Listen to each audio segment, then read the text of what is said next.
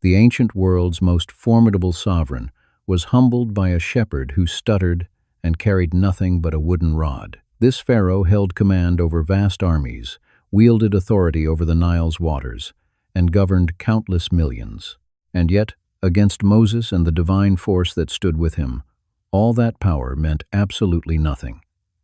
Within this video, you're going to see the complete extraordinary tale as it plays out. The hidden royal childhood, the violent fury that drove him into banishment, the heavenly summons that appeared beyond all possibility, and the miraculous confrontation that liberated an entire people. From waters turning crimson like blood to the sea splitting down the middle, this reveals exactly how Moses rose to become biblical history's most iconic figure. Now, before we proceed further, please take just a second to hit the like button and subscribe to the channel, though only if you truly appreciate the content I create here. Like I always say, I really want to learn more about each of you. Drop a comment saying hello. Share where in the world you're tuning in from, and tell us what time of day it is where you are.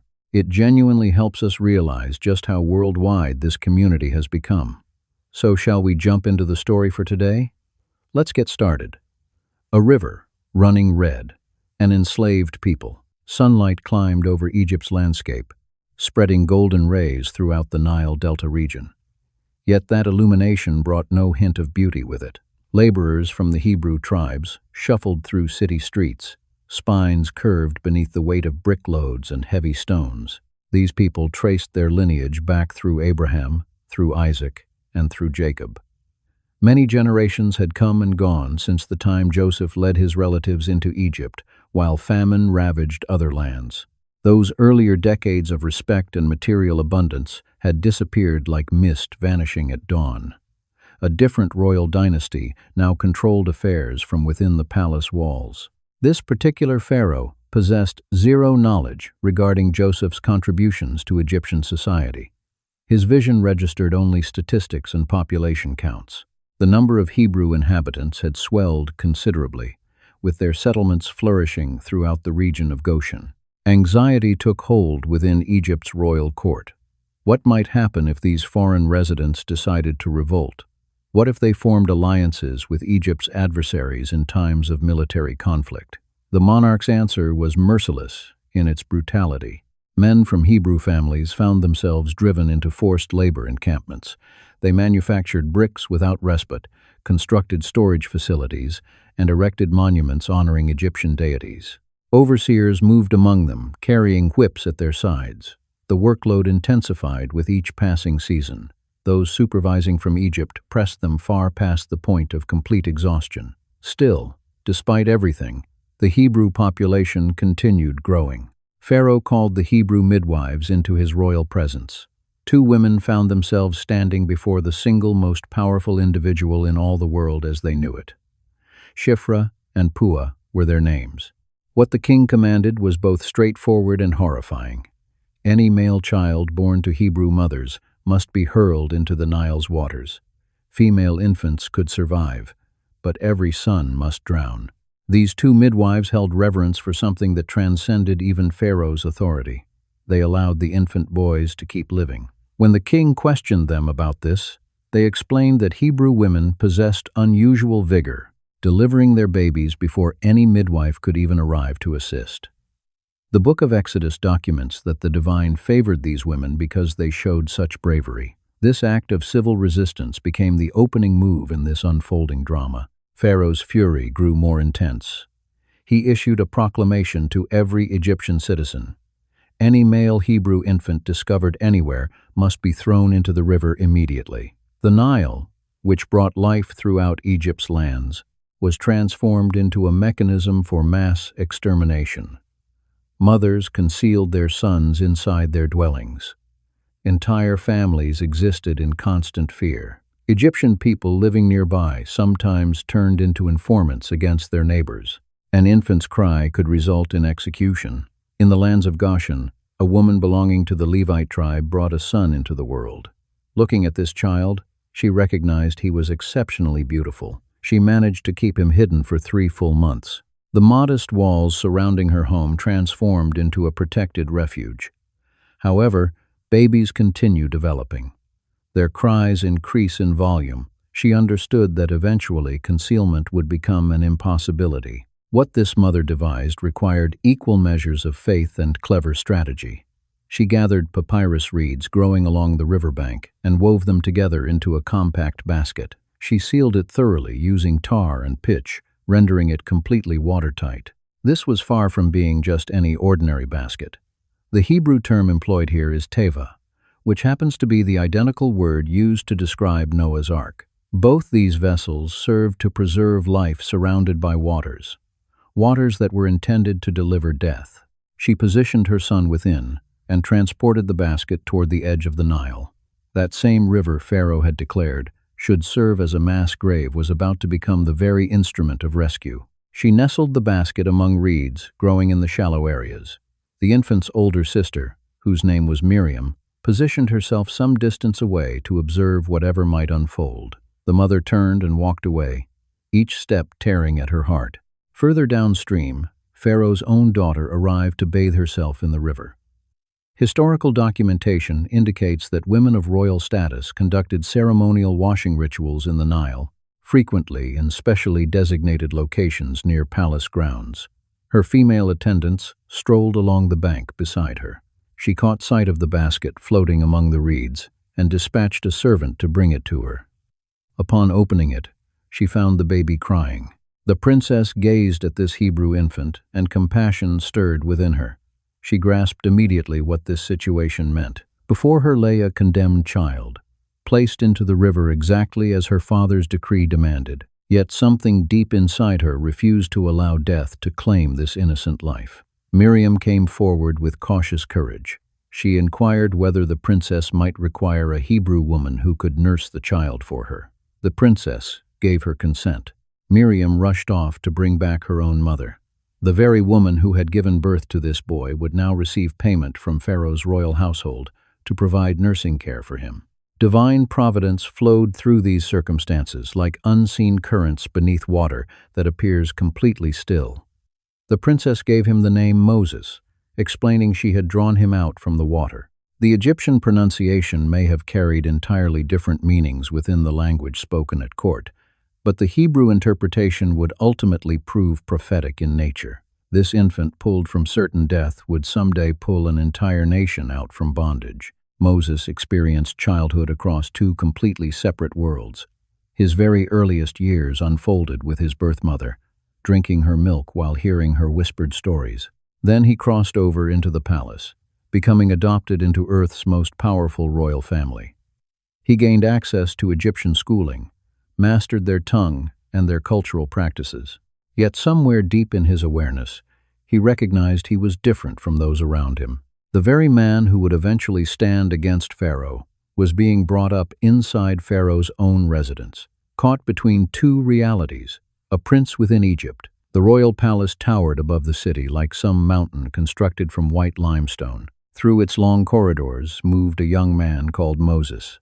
Fine linen draped his body, and leather sandals covered his feet. Servants bowed low whenever he walked past. The royal library stood open to him, where he studied both mathematics and literature, learned the strategies of warfare and the principles of governing states. By every outward appearance, he belonged among Egypt's privileged elite, yet blood speaks with greater authority than any circumstance ever could. Moses possessed knowledge of his true origins.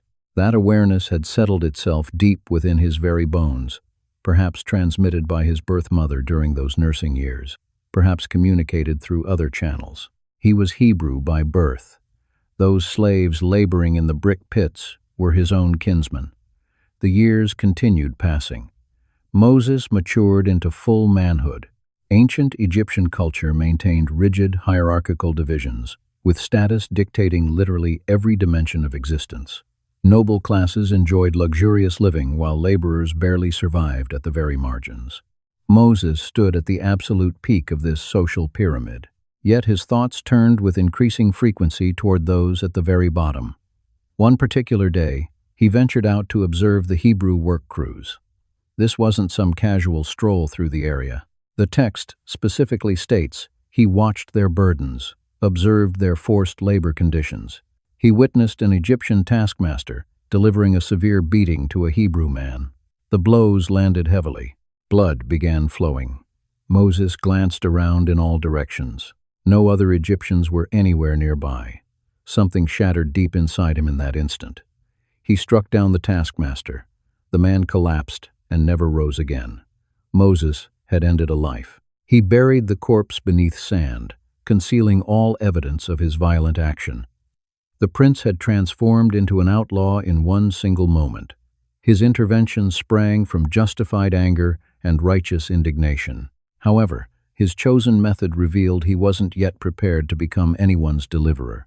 Violence cannot give birth to genuine liberation. The following day, Moses went out once more. 2 men from the Hebrew tribes were engaged in physical combat with each other. He stepped in to intervene, questioning the one being aggressive about why he would strike a fellow Hebrew. That man's answer completely shattered whatever heroic illusions Moses might have been carrying. "Who appointed you as prince and judge over us? Are you planning to kill me exactly like you killed that Egyptian?" Moses understood in that instant his secret had become known. Fear seized hold of him. If the Hebrew people knew what happened, Pharaoh would discover it very soon. The king's version of justice operated swiftly and without any mercy whatsoever. Killing any royal official guaranteed execution. Moses had sacrificed his position, his entire security, his whole future for one dead taskmaster and a people who showed him no gratitude. Pharaoh received word about the incident and immediately sought Moses' execution. But the prince escaped. He abandoned the palace behind him, left all the wealth, surrendered all the power. He became a fugitive on the run, racing eastward across the Sinai Peninsula's expanse. Desert terrain stretched endlessly before him, brutal and completely unforgiving. He possessed no specific destination, only the urgent desperation to get away. Moses eventually reached Midian's territory, land situated east of the Gulf of Aqaba. The Midianite people descended from Abraham through his wife Keturah, making them distant relatives to the Hebrew tribes. They survived as nomadic shepherds, moving their animal flocks between whatever sparse grazing areas they could locate. Moses arrived at a well, thoroughly exhausted and desperately thirsty. Wells throughout the ancient Near East functioned as gathering locations, precious sources of life within arid environments. 7 daughters belonging to a Midianite priest arrived to draw water for their father's livestock. Male shepherds approached and forcibly drove them away from the well.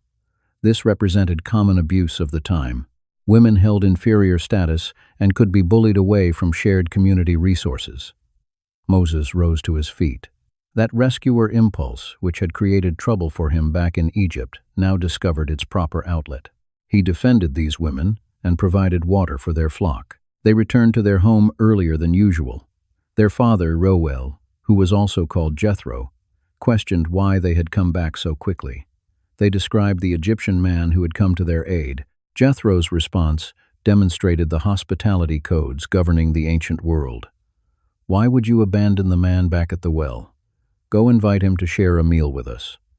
Moses accepted their invitation willingly. Days stretched into weeks. Jethro offered his daughter Zipporah to Moses in marriage. Moses settled into the rhythms of Midianite existence. He who had lived as a prince now worked as a shepherd. The man who once walked through marble halls now walked across rocky hillsides. He absorbed lessons about patience from slow-moving sheep. He learned endurance from relentless desert sun. He discovered humility through complete obscurity. Zipporah gave birth to a son for him. Moses named this child Gershom, a name meaning stranger or sojourner. That name captured his entire lived experience perfectly. He had existed as a stranger while in Egypt, living there as an Egyptian while actually being Hebrew. Now he existed as a stranger in Midian, living as a shepherd while actually being a prince. His sense of identity remained fractured, hanging suspended between different worlds. The years moved slowly throughout Midian. Moses aged, his hands becoming roughened from shepherd's labor. The palace gradually faded within his memory. The Hebrew people suffering in Egypt must have seemed like some distant dream. Yet back in Egypt, absolutely nothing had changed at all. That same Pharaoh continued ruling, that same grinding slavery persisted, those same desperate cries rose upward toward heaven.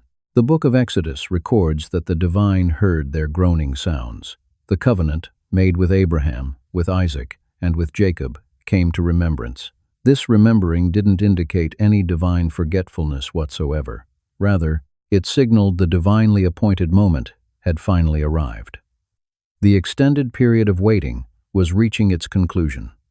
The stage was being prepared for deliverance to unfold. Moses knew absolutely nothing about any of this. He continued tending sheep on what seemed like the backside of nowhere. He was roughly 40 years of age by now, no longer young, not yet considered elderly. His life appeared settled into predictable patterns. The passionate fire of youth had burned down to produce steady, glowing embers. He had made peace with his fate as a permanent exile, but the God worshipped by his ancestors had not forgotten him in the slightest. This wilderness that appeared to be burial ground would actually prove to be preparation ground.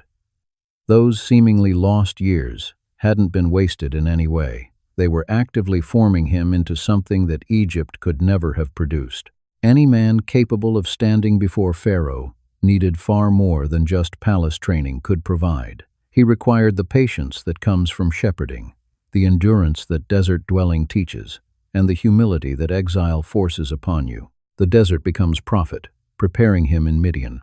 The Sinai Peninsula spread out vast and seemingly empty. Granite and sandstone mountains thrust upward from plains covered in gravel and sand. Vegetation clung desperately to life in wadis, where infrequent rains managed to collect. This was Midian's wilderness territory, and Moses had come to know it thoroughly. He had invested years learning this place's rhythms and patterns. Which valleys retained grass after winter rains arrived, where reliable water could be located during dry seasons, how to interpret the sky for approaching storms, how to shield sheep from nighttime predators. These abilities seemed insignificant when compared to Egyptian statecraft, yet they would prove absolutely essential. Zipporah moved through their shared life with unspoken strength. She was a priest's daughter, raised according to her people's traditions. The Midianites offered worship to El Shaddai, God Almighty, a name that would receive fuller revelation to Moses later. Her father, Jethro, possessed wisdom that reached beyond his nomadic lifestyle. He grasped divine matters and human nature with equivalent clarity. Moses and Zipporah became parents to 2 sons. Following Gershom came Eleazar, whose name meant God is my help. The names Moses selected for his children narrated the story of his internal life. Gershom spoke about alienation and displacement. Eleazar acknowledged complete dependence on something beyond his own self. A transformation was taking place within Moses, slow as geological erosion, deep as bedrock itself. The desert environment strips away all pretense from people. There exist no audiences in wilderness places. Nobody exists to impress out there.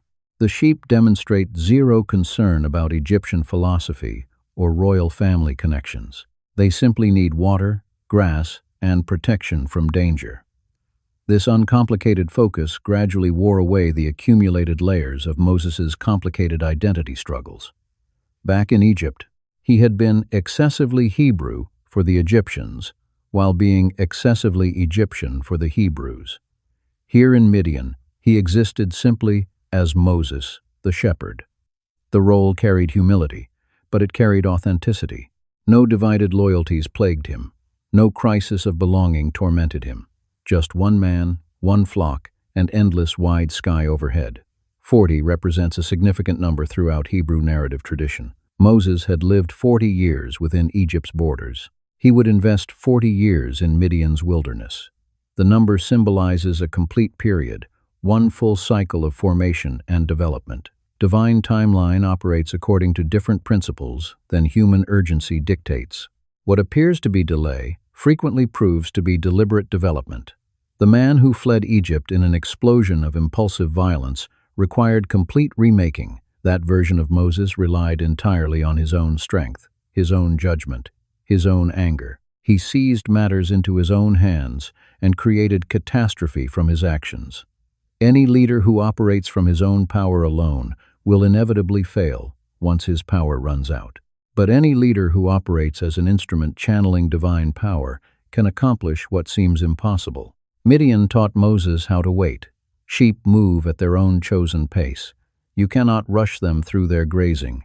You learn to match your rhythm to theirs, to subordinate your will to meet their needs. This lesson would prove absolutely crucial when leading stubborn people through wilderness terrain. Patience, practiced with sheep, translates directly to patience with human beings. The desert also instructed Moses regarding provision. Within this barren landscape, life persisted through divine arrangement and ordering. Water appeared flowing from springs. Plants grew in locations that seemed completely impossible. Manna would eventually fall from heaven itself. But Moses first learned about unexpected provision through years of trusting the divine to sustain his flock in wasteland. Jethro's influence shaped Moses in profound ways. This priest of Midian grasped leadership principles in ways palace officials never could. He recognized that authority flows from service, that wisdom develops from listening, that strength reaches perfection through weakness. Later, following the Exodus events, Jethro would provide Moses with critical advice regarding delegation and organizational structure.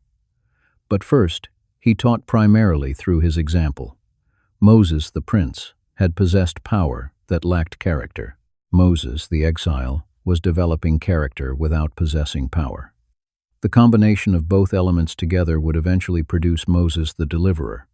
But the character development had to come first in sequence.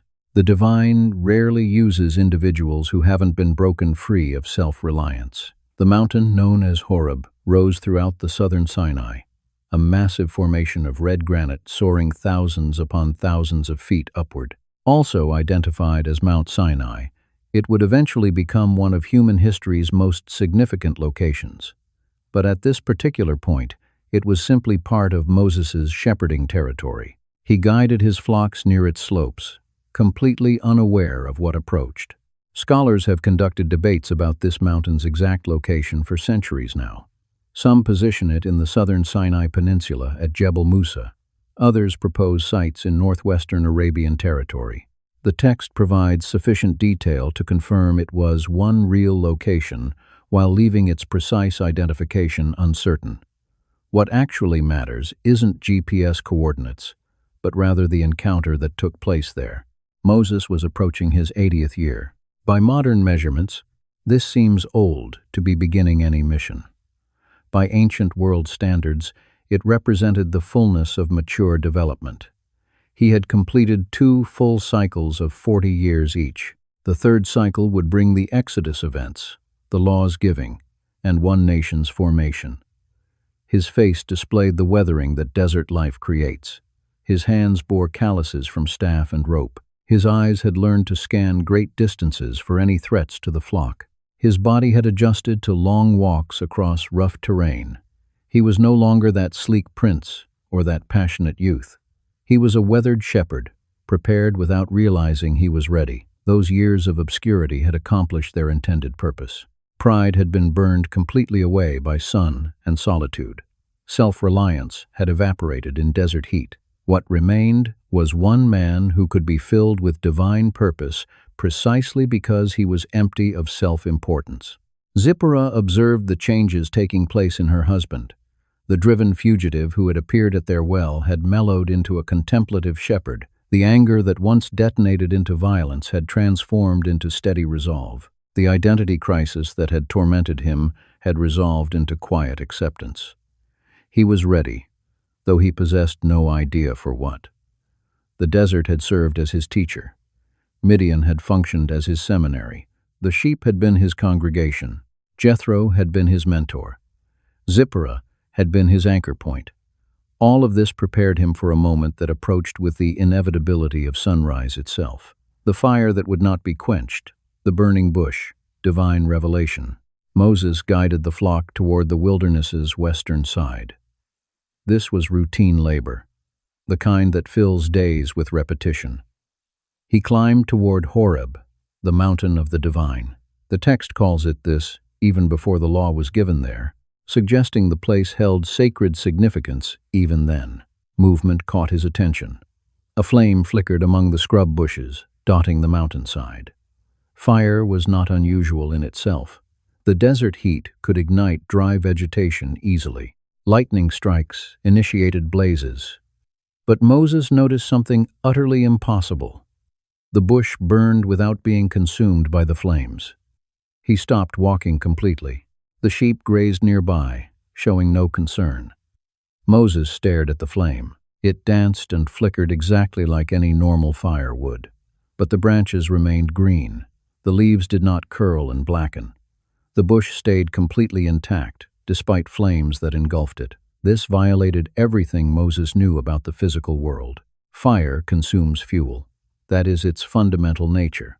A flame that burns without consuming is a contradiction, an impossibility made manifest before his eyes. Moses decided to investigate this further. He turned aside from his path to examine this strange sight more closely. A voice called out from the bush, "Moses, Moses." He stopped abruptly. The voice knew his name. He responded with the ancient answer of readiness. "Here I am." The voice commanded him to remove his sandals. He was standing on holy ground. Moses obeyed, pulling off his sandals. His bare feet touched the rocky earth beneath him. The voice continued, identifying itself as the God of Abraham, the God of Isaac, and the God of Jacob. Moses hid his face. Terror and reverence overwhelmed him completely. The God of his ancestors was speaking directly to him. What followed was not a monologue, but rather a dialogue. The divine laid out the situation existing in Egypt. The affliction of the people had been seen. Their cry had been heard. Their sorrows were known. This God was not distant or unaware. This was intimate acquaintance with human suffering. More than mere observation, the divine announced action. The descent would come to deliver the Hebrews from Egypt. They would be brought to a good land flowing with milk and honey, the land of the Canaanites, the Hittites, the Amorites, the Perizzites, the Hivites, and the Jebusites. The promise given to Abraham would now receive fulfillment. Then came the personal commission. The divine would send Moses to Pharaoh. Moses would bring the people out of Egypt. The fugitive shepherd was being appointed as deliverer of a nation. Moses' response revealed his transformation in Midian. The impulsive prince, who acted without thinking, now raised objections. "Who am I that I should go to Pharaoh and bring the children of Israel out of Egypt?" This was not false humility speaking. Moses genuinely grasped his inadequacy for such a task. The divine answer bypassed the question of Moses' qualifications entirely. "I will be with you." The mission did not depend on Moses' ability, but on divine presence. The sign would be this. When Moses brought the people out, they would worship at this very mountain. The bush that burned without being consumed was a preview.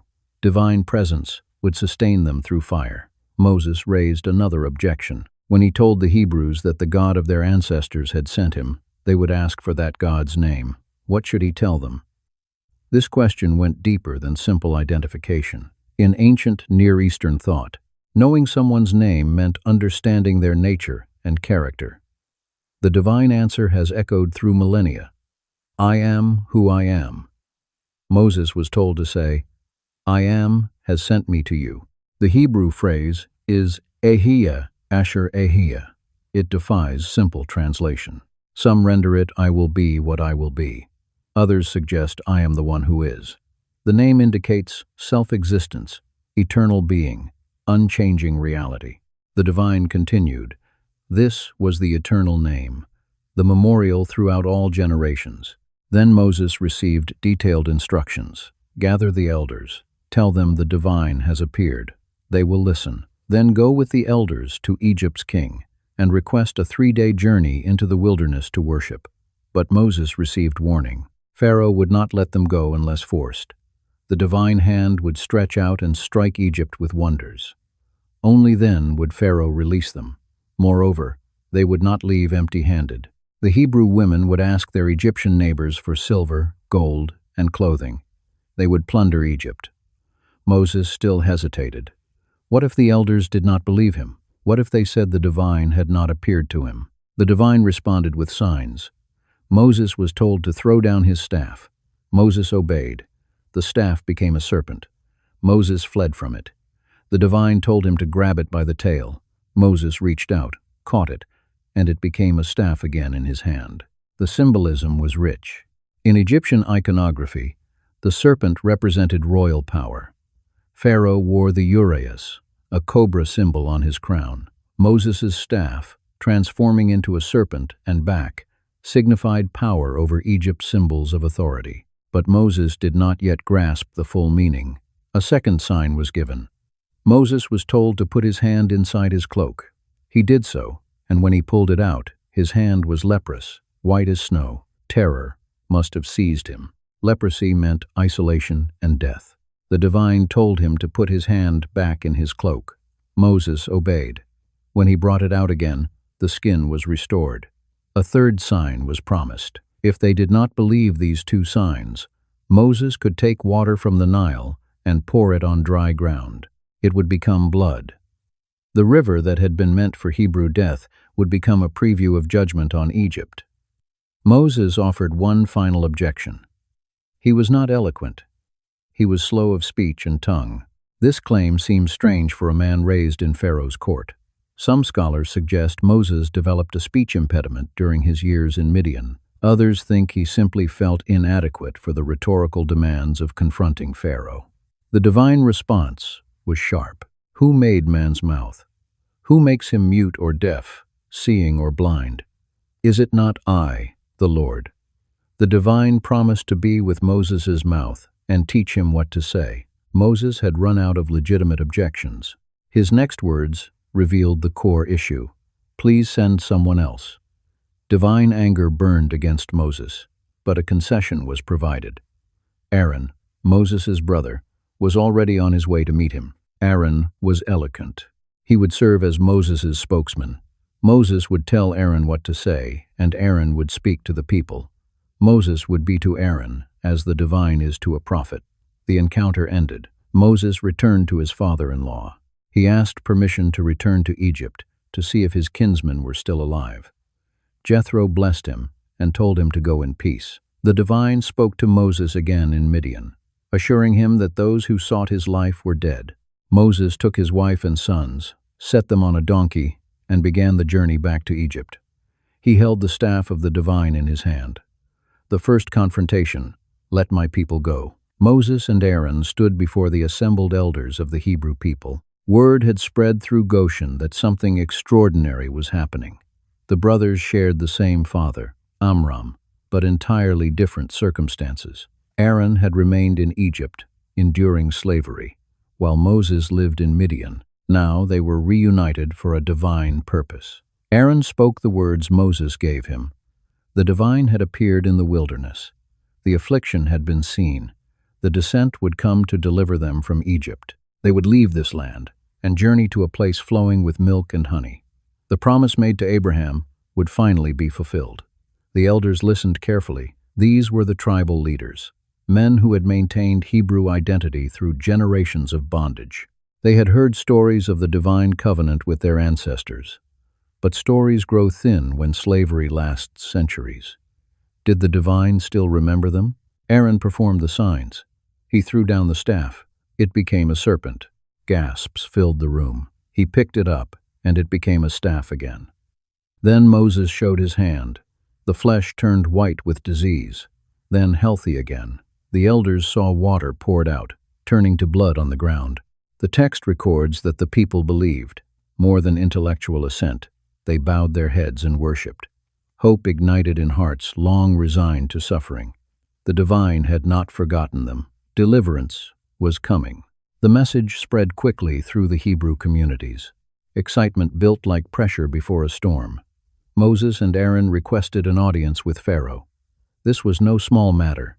Egypt's king was considered divine, the living incarnation of the god Horus. His word was absolute law. Yet two Hebrew men sought to stand before him with demands from another deity. They gained entrance to the throne room. The archaeological record from the New Kingdom period shows these were vast halls with massive columns. Pharaoh sat elevated, above all others, surrounded by officials and guards. Moses and Aaron approached. The prince turned shepherd, faced the throne he might have stood beside in another life. Their message was direct. "Thus says the Lord, the God of the Hebrews, let my people go, that they may hold a feast to me in the wilderness." They requested a 3-day journey to offer sacrifices. The phrasing was careful. They did not immediately demand permanent freedom. They asked for religious observance. Pharaoh's response dripped with contempt. "Who is the Lord that I should obey his voice and let the Hebrews go? I do not know the Lord, and moreover, I will not let these people go." To the Egyptian king, gods were local deities tied to specific territories. This Hebrew deity meant nothing in Egypt. Pharaoh's authority was supreme. Moses and Aaron persisted. They explained that their deity had met with them. If they did not go and sacrifice, pestilence or sword might strike them. This was not a threat against Egypt, but a warning about disobedience to their own deity. They appealed to religious duty. Pharaoh dismissed them. He accused them of making the people idle from their work. Egypt's economy depended on Hebrew labor. Letting them leave for 3 days would disrupt production. The king saw this as an attempt to shirk duty. He decided to increase their burden to prevent such thoughts. The same day, Pharaoh issued an order to the taskmasters and foremen. The Hebrews had been provided with straw to mix with clay for making bricks. Now they would gather their own straw while maintaining the same quota of bricks. If they had time to listen to Moses and Aaron, they had too much free time. The policy was calculated cruelty. Gathering straw was time-consuming work. Cutting production time without reducing quotas made the task impossible. The Hebrews scattered across Egypt, searching stubble fields for any straw they could find. The taskmasters beat those who failed to meet their quotas. Hebrew foremen, caught between the workers and the Egyptian overseers, bore the brunt of the crisis. They went to Pharaoh to protest. Why were they being treated this way? They were being forced to make bricks without straw. The king's response was harsh. They were idle. That was why they demanded to go sacrifice. They would receive no straw, but they must deliver the same number of bricks. The foremen left Pharaoh's presence in despair. They encountered Moses and Aaron waiting outside. Anger replaced hope. The foreman pronounced judgment on the two brothers. "May the Lord look on you and judge, because you have made us stink in the sight of Pharaoh and his servants. You have put a sword in their hand to end our lives." The accusation stung because it held truth. Moses and Aaron's intervention had made things worse. The people were suffering more than before. What kind of deliverance was this? Moses turned to the divine in distress. Why had the divine sent him? Since coming to speak in that divine name, Pharaoh had done more evil to these people. They had not been delivered at all. This was the crisis point. The mission appeared to be failing before it truly began. The people who were supposed to follow Moses now blamed him. The Pharaoh, who was supposed to release them, had instead tightened his grip. The situation had deteriorated rather than improved. The divine response reframed everything. Moses would now see what would be done to Pharaoh. With a strong hand, Pharaoh would let them go. With a strong hand, he would drive them out of his land. This was not failure. This was the necessary beginning. Pharaoh's refusal would provide the stage for divine power to be displayed. Moses was reminded of the covenant. The divine had appeared to Abraham, Isaac, and Jacob as God Almighty. The covenant to give them Canaan had been established. The groaning of the Hebrews in bondage had been heard.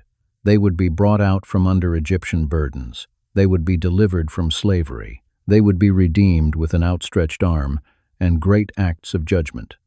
4 promises, cascaded like water over rocks.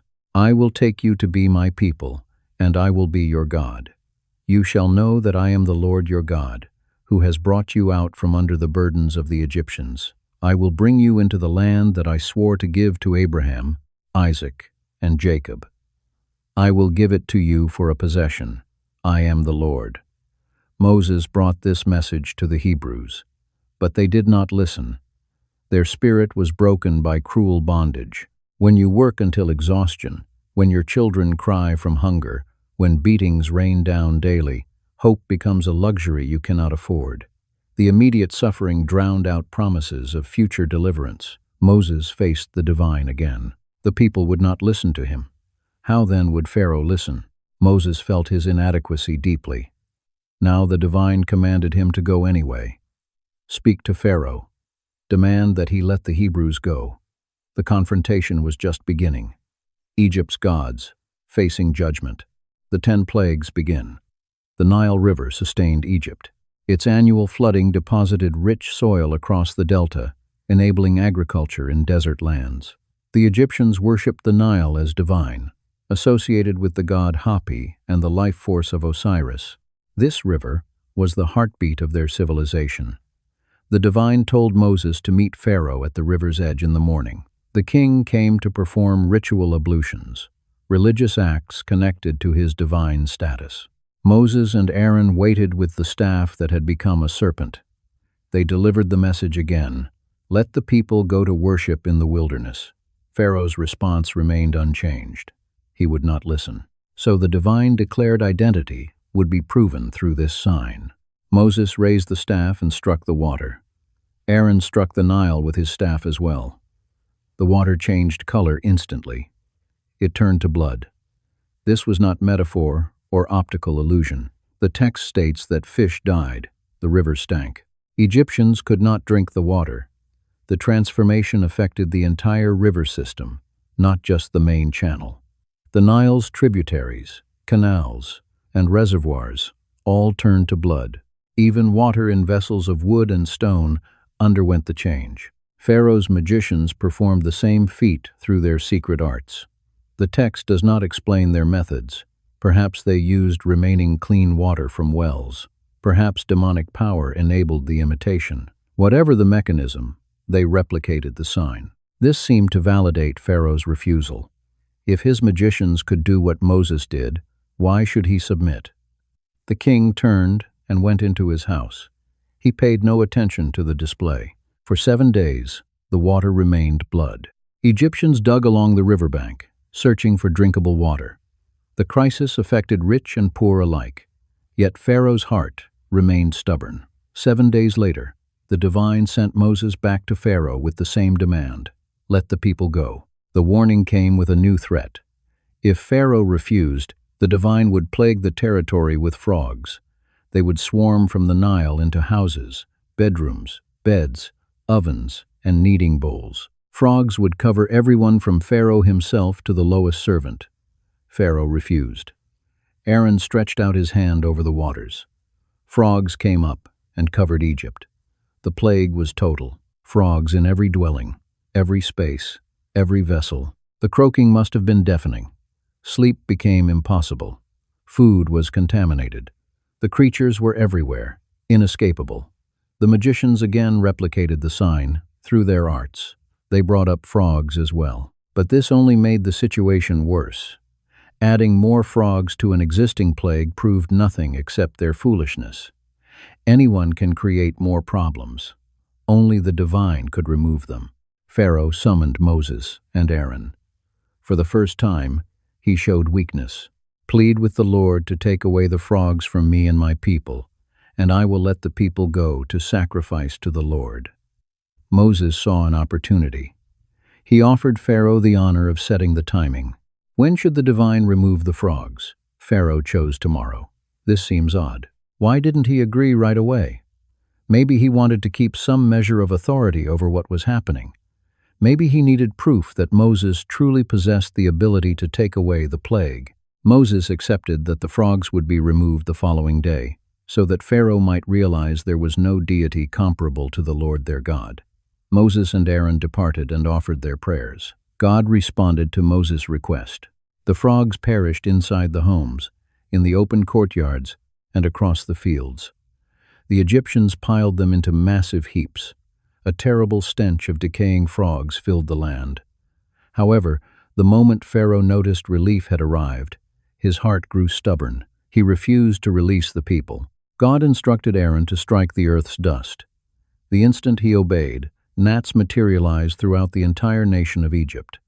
These were tiny insects that bit, potentially lice or perhaps mosquitoes. They tormented both human beings and livestock. The plague struck without warning and completely. The magicians attempted to create gnats using their hidden arts. They failed. This marked the first plague they couldn't duplicate. They declared to Pharaoh, "This is the finger of God." Even those in Egypt who practiced the dark arts acknowledged divine power was operating. Still, Pharaoh's heart stayed hardened. God dispatched Moses in the early morning hours to encounter Pharaoh beside the water once more.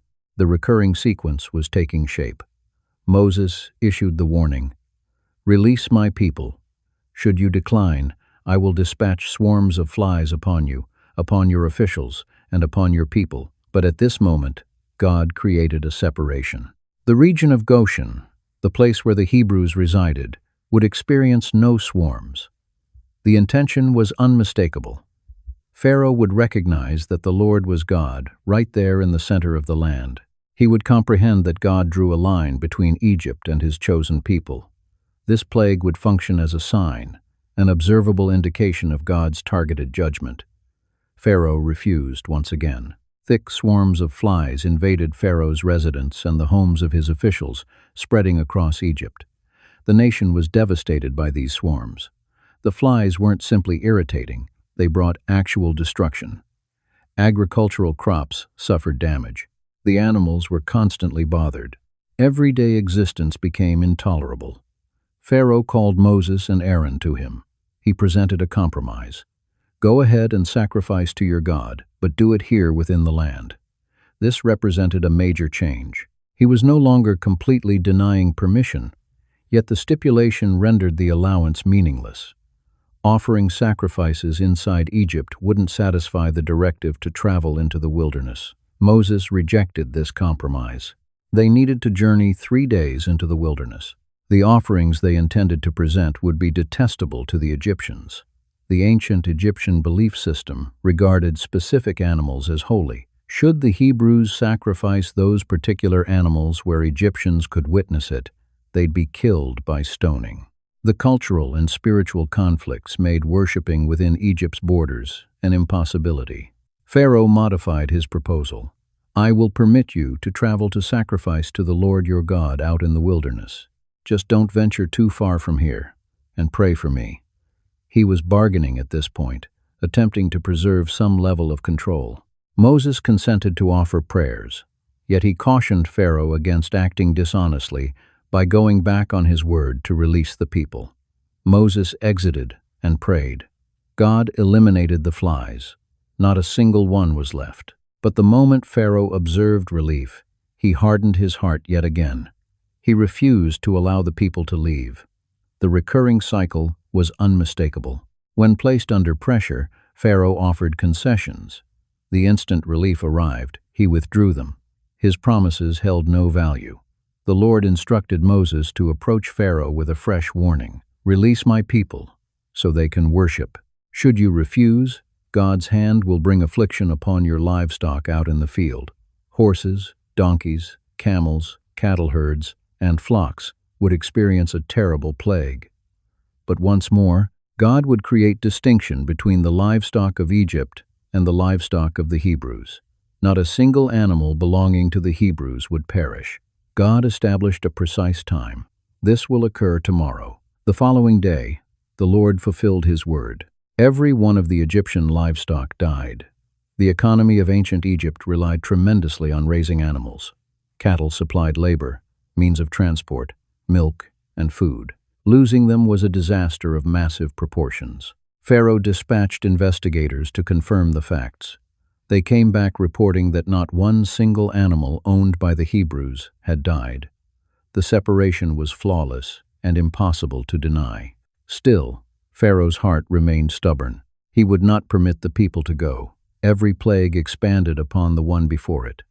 The Nile transformed into blood, assaulting Egypt's water supply and the deity Hapi. Frogs came forth from the river, creatures connected with the goddess Heket. Gnats emerged from the dust, corrupting the earth's very substance.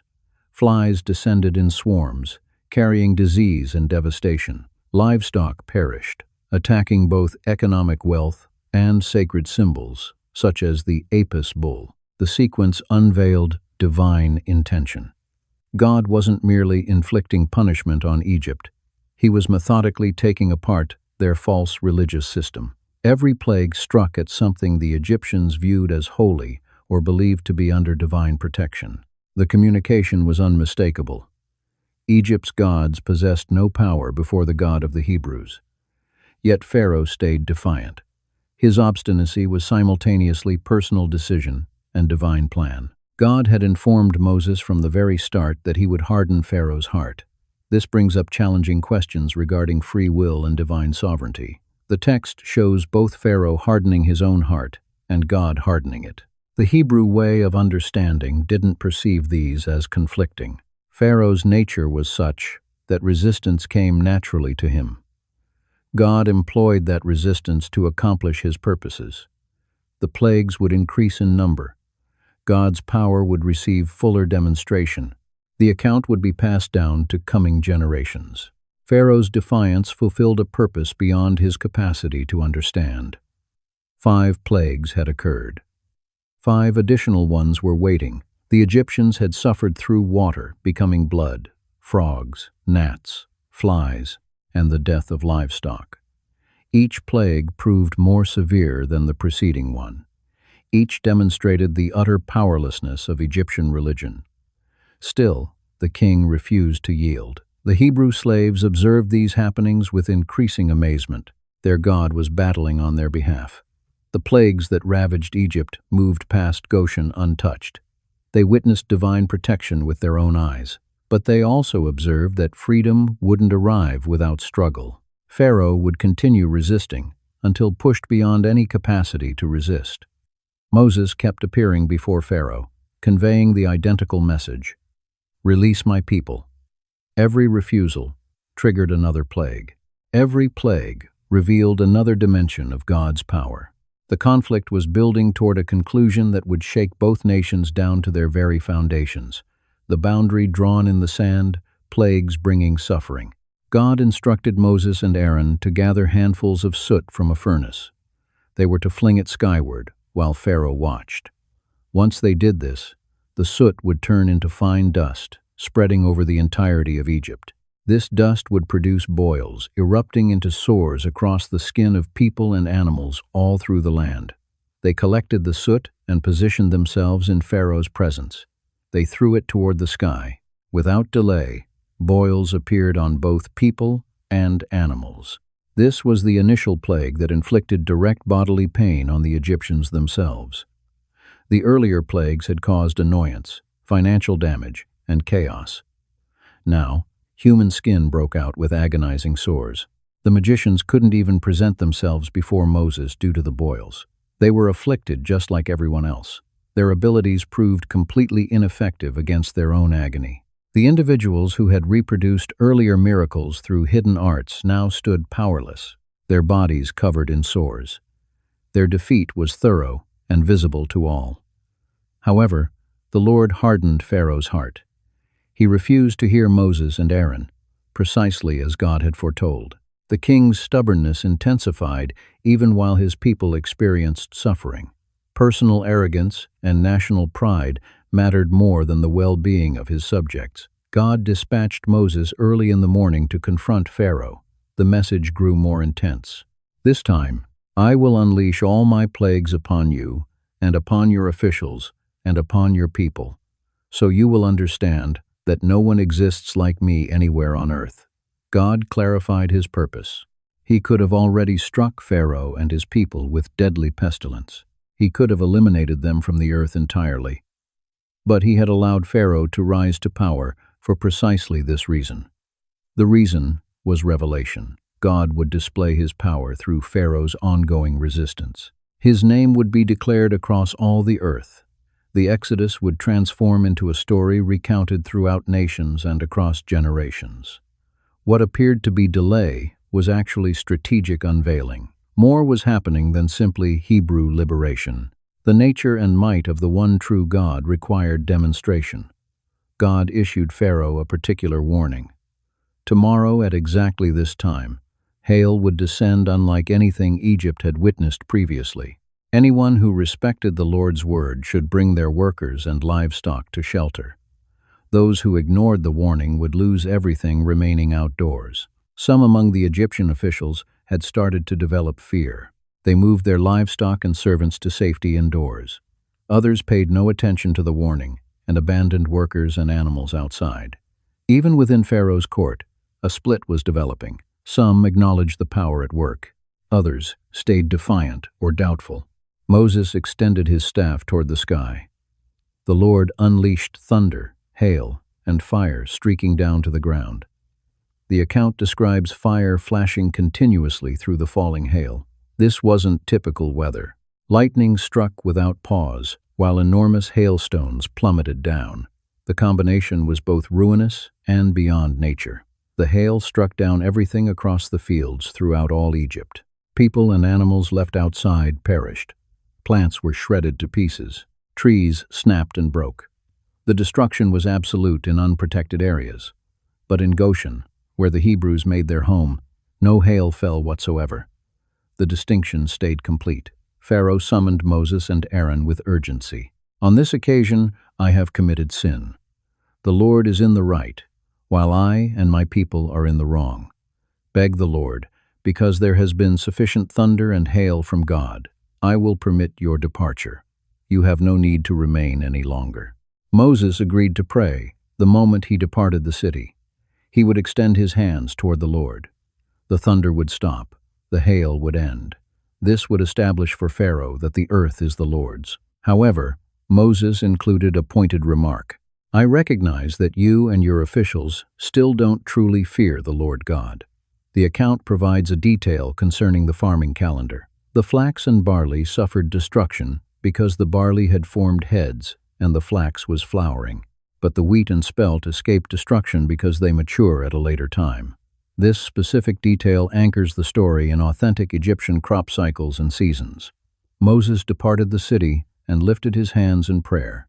The thunder and hail stopped. Rain ceased pouring from the sky. The moment Pharaoh realized the storm had ended, he sinned once more. He hardened his heart together with his officials. He refused to let the Hebrews leave, exactly as God had declared through Moses. The cycle persisted. Facing severe pressure, Pharaoh made commitments. Once relief came, he violated them. His remorse wasn't genuine. It was strategy, an effort to stop immediate pain without true surrender. God sent Moses back to Pharaoh carrying another warning. Release my people to worship. Should you refuse, locusts will blanket the land tomorrow. They will consume whatever little the hail spared. They will pack your houses full. Your fathers and grandfathers witnessed nothing like this plague. Pharaoh's officials at last confronted him directly.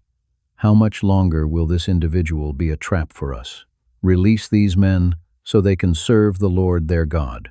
Have you still not grasped that Egypt lies in ruins? The king's advisors recognized what he refused to see. The plagues were annihilating the nation. Ongoing resistance was self-destruction. Pharaoh called Moses and Aaron back to him. He questioned who precisely needed to depart. Moses responded with clarity. They would travel with their young and their elderly, with sons and daughters, with flocks and herds. They needed to celebrate a feast to the Lord. Pharaoh's answer exposed his distrust. May the Lord be with you if I ever permit you and your small children to leave. Look here, you're planning something wicked. Absolutely not. Let the men among you go and serve the Lord, since that's what you're requesting. He presented yet another compromise. The men could travel to worship, but the families had to remain behind. This was calculated. Men would likely come back to retrieve their families. Women and children functioned as hostages. Pharaoh understood that permitting everyone to depart meant they wouldn't return. Moses turned down the compromise. They expelled Moses and Aaron from Pharaoh's presence. God told Moses to extend his hand across Egypt to bring the locusts. Moses obeyed. The Lord caused an east wind to blow continuously all that day and all night long. By the time morning arrived, the wind had transported locusts. They blanketed the whole land in overwhelming swarms. Never in history had there been locusts like these, nor would there ever be again. They covered the ground's surface until the land turned dark. They devoured every plant and all the fruit that the hail had spared. Not a trace of green remained on trees or plants anywhere in Egypt. The devastation was total. What the hail initiated, the locusts completed. Pharaoh rushed to summon Moses and Aaron. "I have committed sin against the Lord your God and against you personally. Therefore, please forgive my sin, just this one time, and beg the Lord your God simply to take away this death from me." His words acknowledged sin, yet coming events would expose the confession as empty. Moses departed and prayed. God shifted the wind to an extremely powerful west wind that picked up the locusts and propelled them into the Red Sea. Not one single locust stayed anywhere in Egypt. However, God hardened Pharaoh's heart. He refused to allow the Hebrews to go. The Lord instructed Moses to extend his hand toward the sky. Darkness would envelop Egypt, darkness that possessed physical substance. Moses complied. Dense darkness blanketed all of Egypt for 3 full days. People couldn't see each other. Nobody moved from where they were for 3 days straight, yet all the Hebrews enjoyed light in their dwelling places. This darkness surpassed simple absence of sun. The account states it could be felt, implying a tangible, crushing characteristic. It was darkness as thick as fabric, as heavy as liquid. Egyptians worshipped Ra, their sun deity. For 3 days, their highest god disappeared. The symbolism couldn't be missed. Pharaoh summoned Moses. "Go and serve the Lord.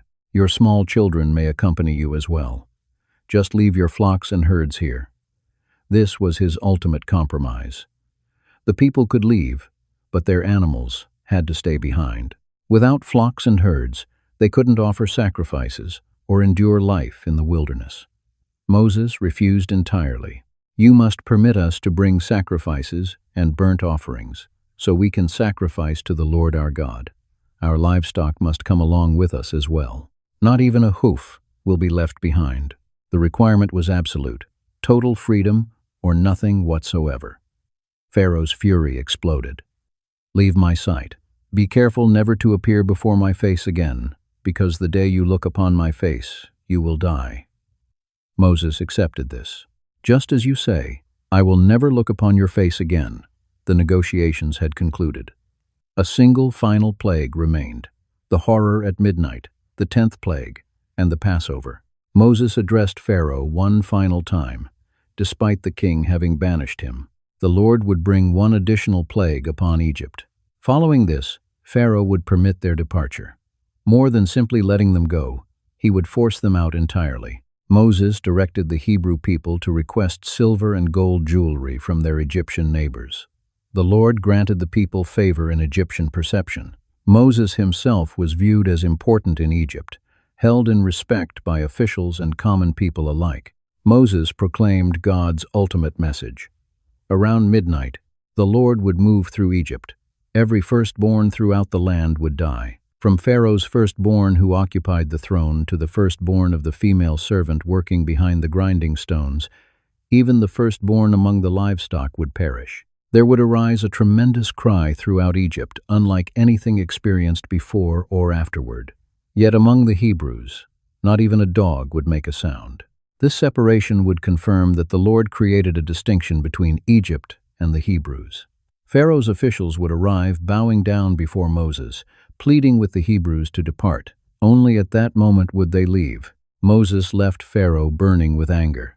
The Lord spoke to Moses and Aaron, providing detailed directions for a new ceremony. This month would transform into the beginning of months for the Hebrew people, becoming the first month of their calendar. On the 10th day, every household should obtain a lamb. The creature must be flawless, a male, 1 year of age. They could select it from the sheep or from the goats. They would watch over it until the 14th day of the month.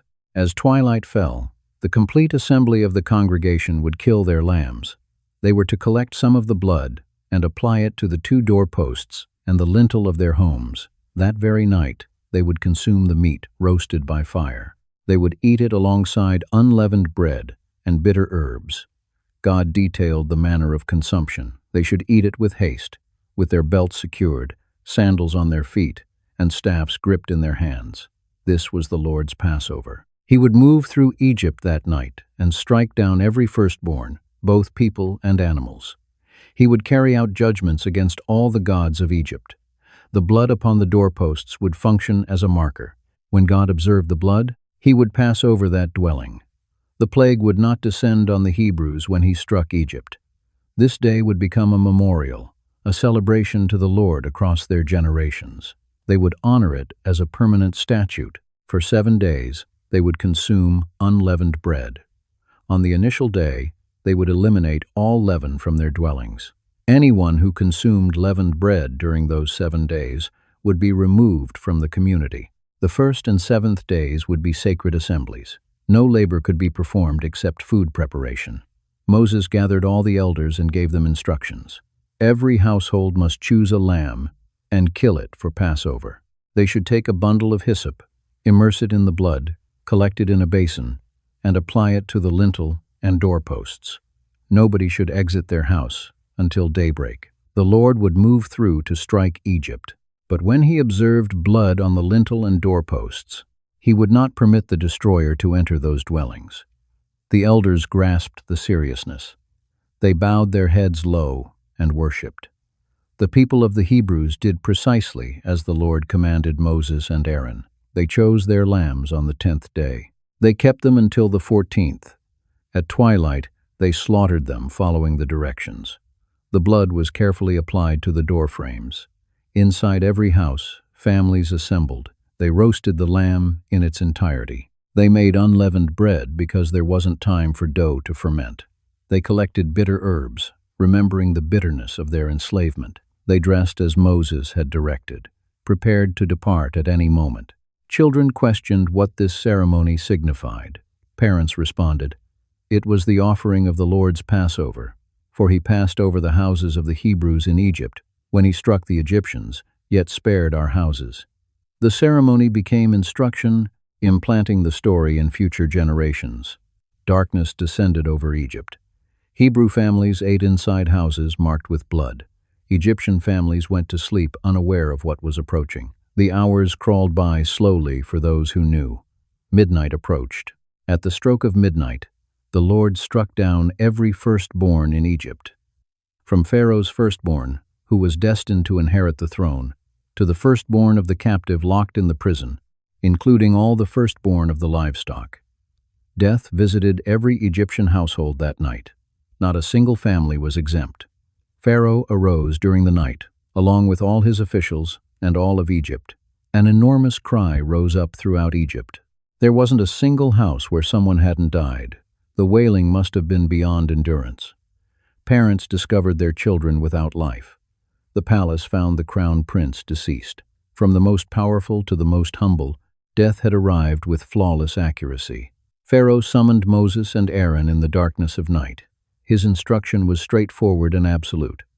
"Rise up, depart from among my people, both you and the people of the Hebrews. Go and serve the Lord just as you declared. Take your flocks and your herds and leave, and give me your blessing as well."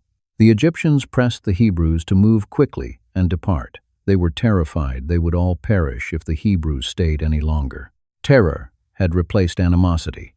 The people who had enslaved the Hebrews now pushed them toward liberty. The Hebrews collected their dough before it had risen.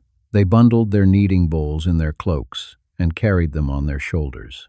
They followed Moses' instructions and requested silver and gold jewelry plus clothing from the Egyptians.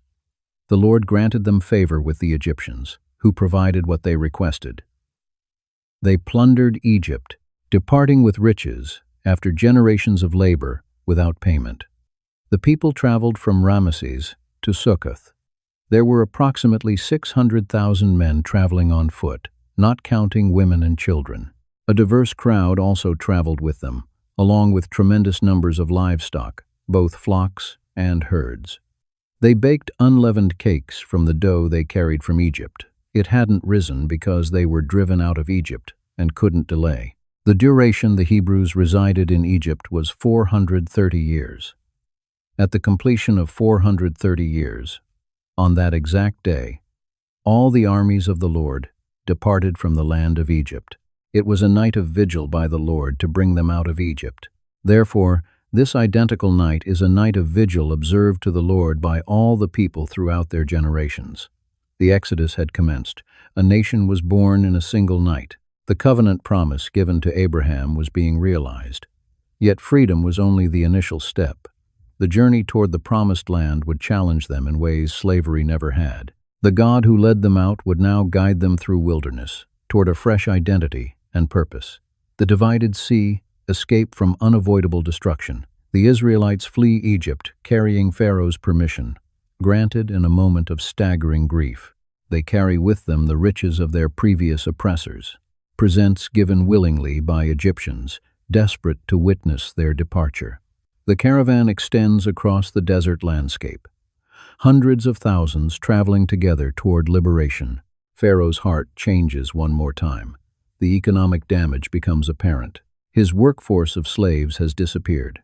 His counselors point out the productivity now vanished, the construction projects that will come to a halt. Fury takes the place of sorrow. He calls his military, 600 of his best chariots, along with all the cavalry Egypt can assemble. The pursuit commences. The Israelites arrive at the shore of the Red Sea, or more accurately, the Sea of Reeds, as the Hebrew Yam Suf suggests. Recent archaeological investigations of the area propose several potential crossing locations along the Bitter Lakes or the Gulf of Suez. They establish camp at Pi Hahiroth, between Migdol and the sea. The water extends before them, seemingly impassable. Mountains rise up on both sides. Behind them, clouds of dust emerge on the horizon. The Egyptian chariots approach closer. Fear spreads through the encampment. The people turn against Moses with resentful words. "Weren't there sufficient graves in Egypt that you brought us here to die in the wilderness?" They speak of slavery as though it were better than this. Terror erases memory. They forget the whips, the relentless labor, the children hurled into the Nile. Moses holds his ground. He says, his voice reaching across the frightened masses, "Do not be afraid. Stand firm and witness the deliverance that God will accomplish for you this day. The Egyptians you observe today, you will never observe again. The Lord will battle for you. You simply need to remain quiet." God directs Moses to raise his staff over the waters. A powerful east wind starts to blow. Based on the Exodus narrative, this wind persists throughout the entire night. Contemporary studies of wind set-down phenomena show that continuous winds of adequate strength can briefly displace shallow water bodies, forming temporary passageways of land. Whether natural occurrence or supernatural action, the biblical account presents both elements functioning together. The waters separate. A pathway emerges through the sea, walls of water standing upright on both sides. The ground in between dries sufficiently to cross. The pillar of cloud that has been guiding them relocates behind them now, placing itself between the Israelites and the chasing army. Darkness descends on the Egyptian side, while illumination continues with the fleeing people. The crossing commences. Hundreds of thousands move through the darkness. Children held on shoulders, livestock pushed forward, belongings clutched tightly. The walls of water tower beside them, defying all natural principles. The ground under their feet should be muddy, yet they walk upon dry earth. The night elapses in this impossible migration. Morning draws near. The final Israelites arrive at the opposite shore. The Egyptian military observes the path through the sea and rushes forward. Their chariots thunder into the passage between the waters. Assurance propels them onward. They have crossed impossible landscapes previously. Egypt's military strength has never been defeated. The chariot wheels start to become stuck. Mud materializes where dry ground had existed. The wheels twist apart and shatter. Horses fight through the mire. The soldiers comprehend too late that something has changed. Terror replaces assurance. They attempt to retreat, but the mass of the army prevents their escape. Moses extends his hand over the sea one more time.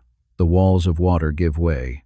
The sea returns to its regular state with crushing force.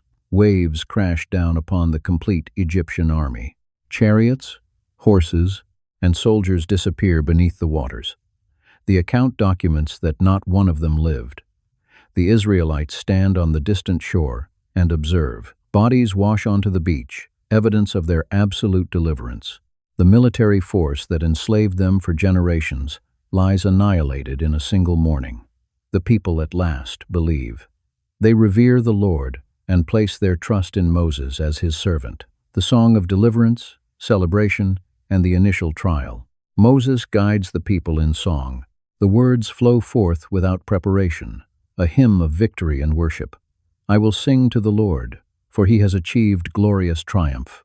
The horse and its rider he has hurled into the sea. The whole congregation accompanies him, voices rising together in unified praise. The song recounts the recent deliverance in powerful imagery. It speaks of God's right hand crushing the enemy, of ocean depths covering the adversaries, of the earth consuming the Egyptians. The poetry converts recent fear into enduring testimony. Coming generations will sing these identical words, remembering the day the sea parted. Miriam grasps a tambourine in her hand. The women follow her example, dancing and singing their own chorus. She is identified as a prophetess here, the first woman granted this designation in the biblical story. Her song mirrors her brothers, celebrating the horse and rider hurled into the sea. The celebration saturates the camp with happiness, a sharp contrast to the terror that seized them only hours earlier. 3 days elapse. The elation of deliverance diminishes as practical necessities make themselves known. The people travel into the wilderness of Shur, discovering no water. The desert provides no comfort, only unending sand and stone. Throats become parched, children weep, the livestock suffer. They arrive at a location called Marah, meaning bitter. Water collects there, but the flavor renders it impossible to drink.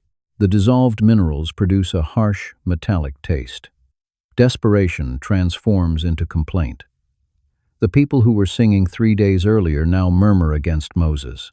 What are we supposed to drink? Moses calls out to God. The Lord shows him a specific tree. Moses casts it into the waters. The account reports that the waters turn sweet, suitable for drinking. Uncertain whether the tree contained natural purifying qualities or this represented pure miracle, the people drink until satisfied. God establishes a statute and regulation at Marah. He announces that if the people listen attentively to his voice and do what is correct in his sight, obeying his commandments, they will suffer none of the illnesses brought upon Egypt. He discloses another facet of his character. I am the Lord who brings you healing. The pattern surfaces clearly at this point. Deliverance brings testing. Celebration transitions to complaint. Faith wavers when situations change. The people must learn to depend not merely on dramatic miracles, but on daily sustenance. Every challenge functions as preparation for what follows. They travel onward to Elim, where 12 springs of water and 70 palm trees offer plentiful rest. The difference from Marah couldn't be more dramatic. Following bitterness arrives sweetness. Following scarcity arrives plenty. The lesson continues. God provides, though often following a test of faith. The recollection of Egypt initiates its subtle influence. Difficulty in freedom ignites longing for the safety of slavery. The mind rebuilds the past, removing pain and emphasizing comfort. This selective remembering will trouble them throughout their wilderness travels, a persistent temptation to go back to what was known, even if it meant bondage. Bread from the sky, manna, quail, and sustenance. The complete congregation moves further into the wilderness. 6 weeks have elapsed since departing Egypt. They arrive at the wilderness of Sin, between Elim and Sinai. Food reserves diminish. The bread carried from Egypt is exhausted. Hunger torments them. The complaints grow stronger. The entire assembly grumbles against Moses and Aaron.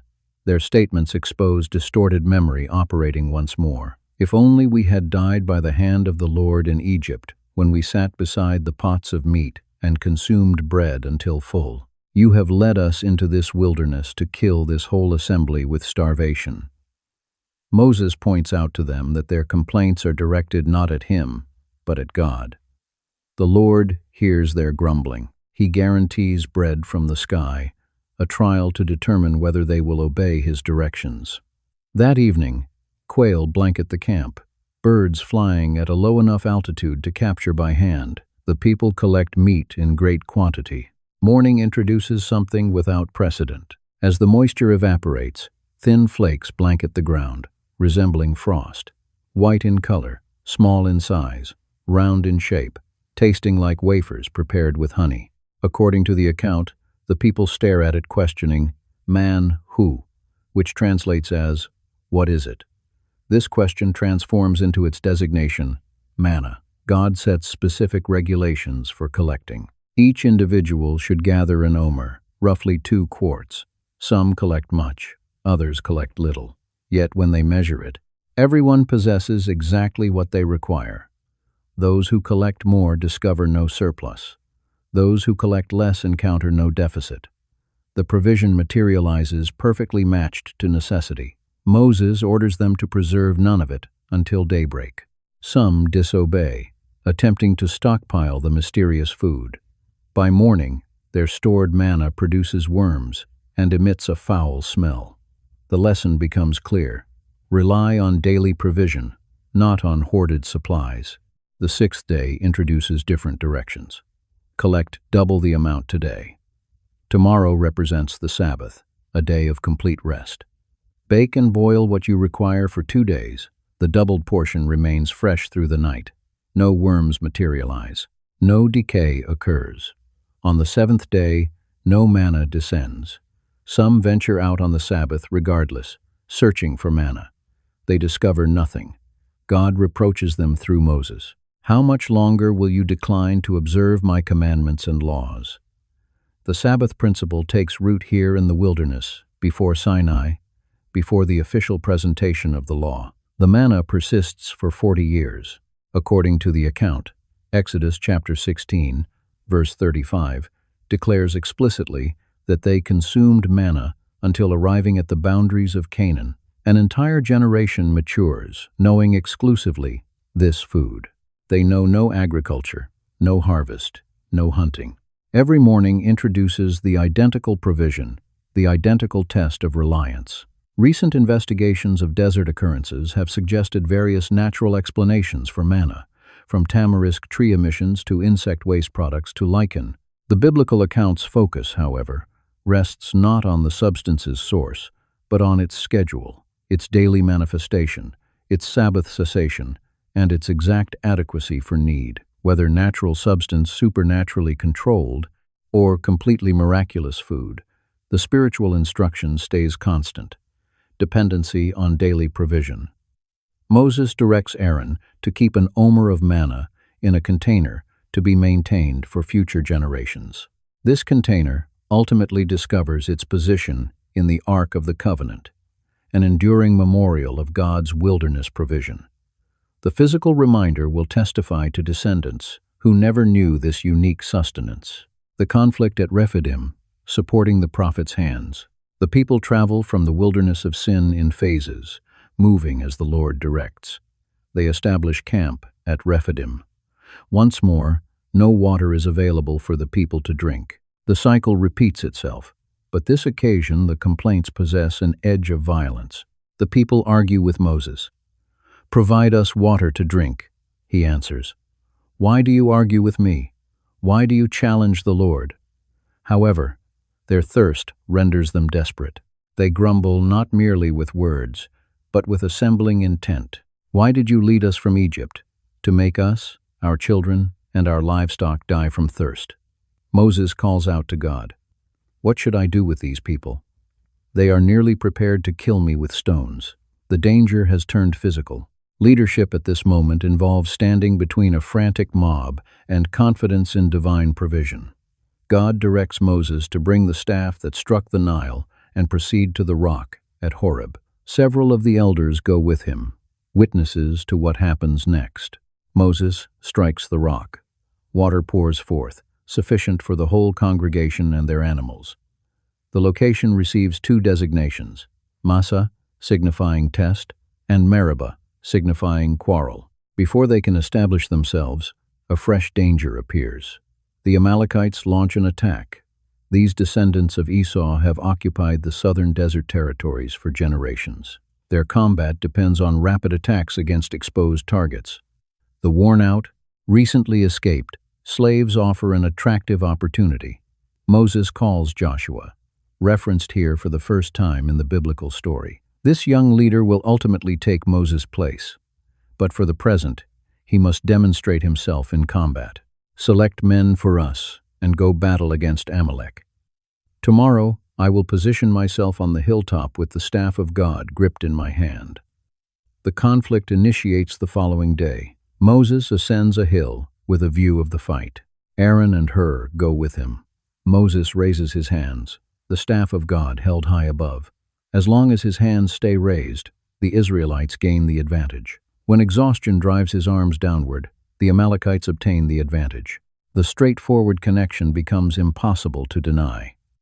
Victory relies not exclusively on Joshua's strategic ability or the soldiers' bravery, but on Moses' intercession. Yet Moses is human. Weariness ultimately prevails. His arms become heavy. They start to descend. Aaron and Hur recognize the problem. They locate a stone and position it under Moses. He sits while they place themselves on both sides. Each man holds up one of Moses' arms, keeping them elevated until the sun goes down. The battle continues below, while overhead, 3 men maintain their position in intercession. Joshua overcomes the Amalekites with the sword's edge.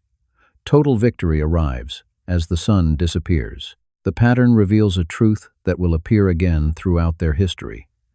Military power signifies nothing without divine blessing, and divine blessing comes through intercession and obedience. God instructs Moses to record this event as a memorial in a written account and repeat it to Joshua. The Amalekites will be remembered for this assault. Shabbat en Linsifen. The Lord declares his intention to completely erase their remembrance from beneath the heavens. This hostility, once established, shall endure across countless generations. An altar is constructed by Moses, who calls it, "The Lord is my banner." He announces that the Lord will engage in warfare against Amalek through every succeeding generation. The confrontation that started at Rephidim will resonate throughout the chronicles of Israel, from the partial obedience of Saul all the way to Esther's encounter with Haman the Agagite. This battle demonstrates a fundamental principle about shared leadership. Moses lacks the capacity to accomplish everything by himself. Joshua engages in combat, while Moses lifts his hands in prayer. Aaron and Hur provide support whenever his strength begins to fail. Achieving victory demands that every individual fulfill the role assigned to them. The picture of Moses, with his arms held high, transforms into a lasting symbol of unwavering prayer, collective support, and the reality that outcomes in the physical realm are determined by battles fought in the spiritual realm. At the mountain of the divine, 3 months following their departure from Egypt, the Israelites arrive at the wilderness of Sinai. They establish their camp facing the mountain, the very same peak where Moses had his encounter with the burning bush. God referred to it as the mountain of God. Now the whole nation will come to understand the reason why. Moses climbs the mountain in solitude. God addresses him there, providing a message intended for the people. "You have witnessed what I accomplished in Egypt, how I bore you on the wings of eagles and carried you to myself. At this moment, should you obey my voice and honor my covenant, you will become my treasured possession from among all the peoples. Although the entire earth belongs to me, you will be to me a kingdom of priests and a holy nation." Moses returns and shares these words with the elders. The people answer with one voice, "Everything the Lord has declared, we shall do." Moses carries their response back to the Lord.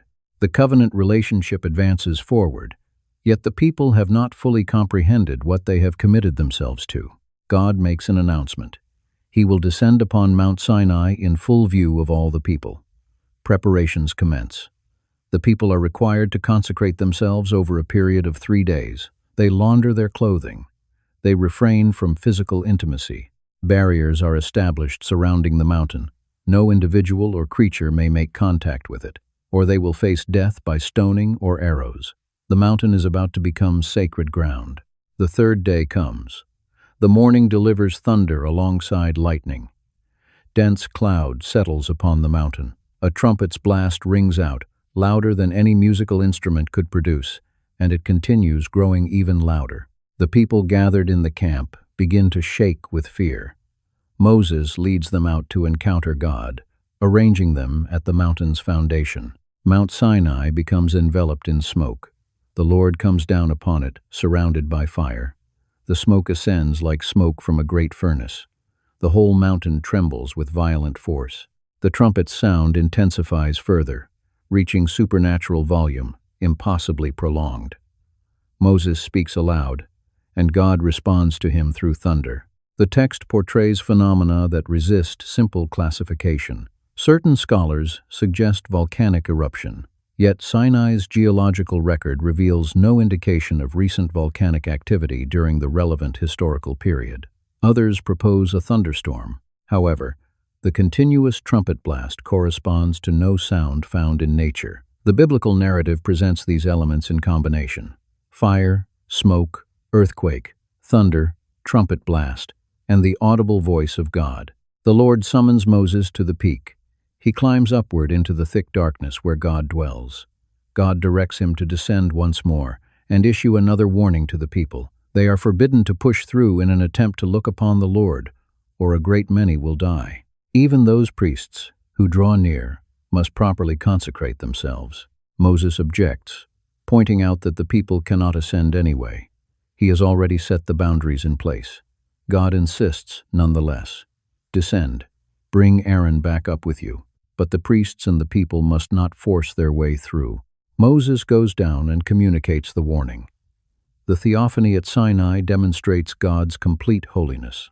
The boundaries, the requirements for consecration, the threat of dire consequences for approaching without care, all underscore the immense distance between the Creator and His creation. The people requested to become God's treasured possession. Now they are experiencing what it truly means to exist in relationship with absolute holiness. The overwhelming sensory experience serves a purpose far beyond mere spectacle.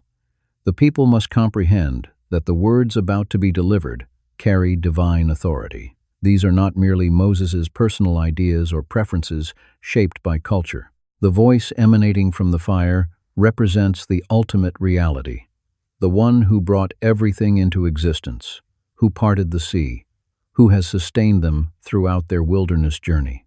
Terror seizes the congregation. The ground beneath their feet continues shaking. Thunder reverberates off the surrounding rocks. Lightning tears through the sky.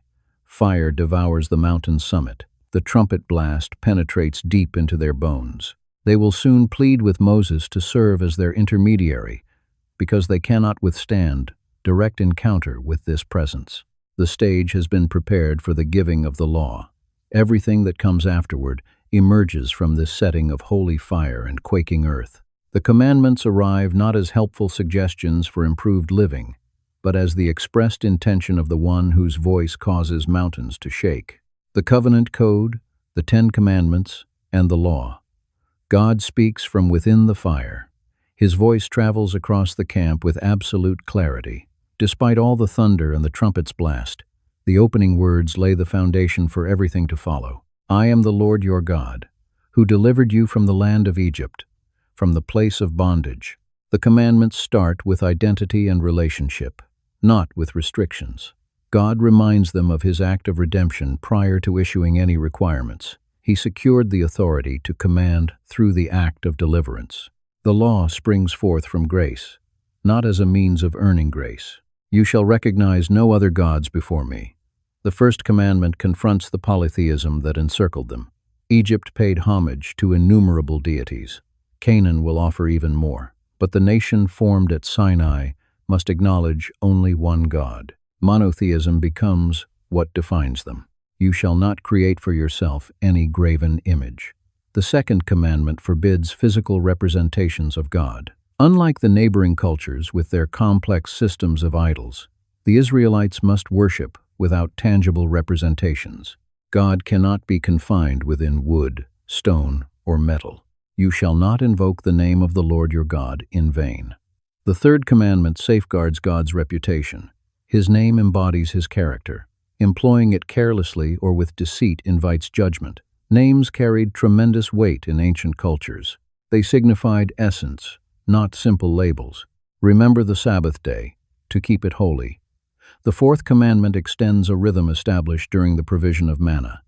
6 days designated for labor, the seventh for rest. This rhythm reflects creation itself. God rested not because of exhaustion, but to set a pattern for his people to observe. Honor your father and mother. The fifth commandment redirects attention toward human relationships, starting with family structure. Parents embody the first form of authority a child experiences. Showing them honor cultivates respect for authority that radiates throughout society. You shall not murder. The sixth commandment provides protection for human life. The Hebrew term used here refers specifically to unlawful killing of human life, not every circumstance where life comes to an end. The image of God present in humanity renders each person inherently valuable. You shall not commit adultery. The seventh commandment protects the marriage covenant.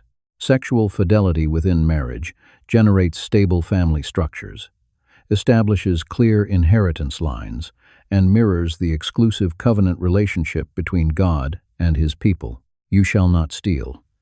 The eighth commandment offers protection for property rights. Theft erodes social trust and economic stability. The concise nature of this command encompasses everything from minor theft to kidnapping, which represents stealing a person. You shall not give false testimony against your neighbor. The ninth commandment protects reputation and guarantees justice. Legal systems depend on truthful testimony. False witness possesses the power to destroy innocent lives. Speaking truth becomes an obligation shared by the community. You shall not covet. The 10th commandment addresses internal longing before it expresses itself through action. Coveting paves the way toward theft, adultery, and murder. Forbidding the desire itself recognizes that wrongdoing originates in the heart. The people receive the commandments not as written documentation, but as spoken declarations from God himself. The thunder, lightning, trumpet blast, and smoking mountain persist throughout. They maintain their distance, terrified. They come to Moses with a plea. Speak to us yourself, and we shall listen. But do not allow God to speak to us directly, or we will surely die. Moses offers them reassurance. God arrived to test them, so that reverence for him would prevent them from committing sin.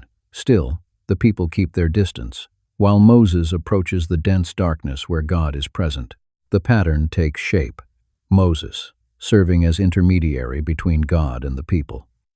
God continues his discourse, expanding far beyond the initial 10 commandments. The Book of the Covenant follows, addressing civil and ceremonial law. Instructions cover the treatment of servants, penalties for causing injury, damage to property, social justice, and observance of festivals. The laws make distinctions between intentional harm and accidental harm.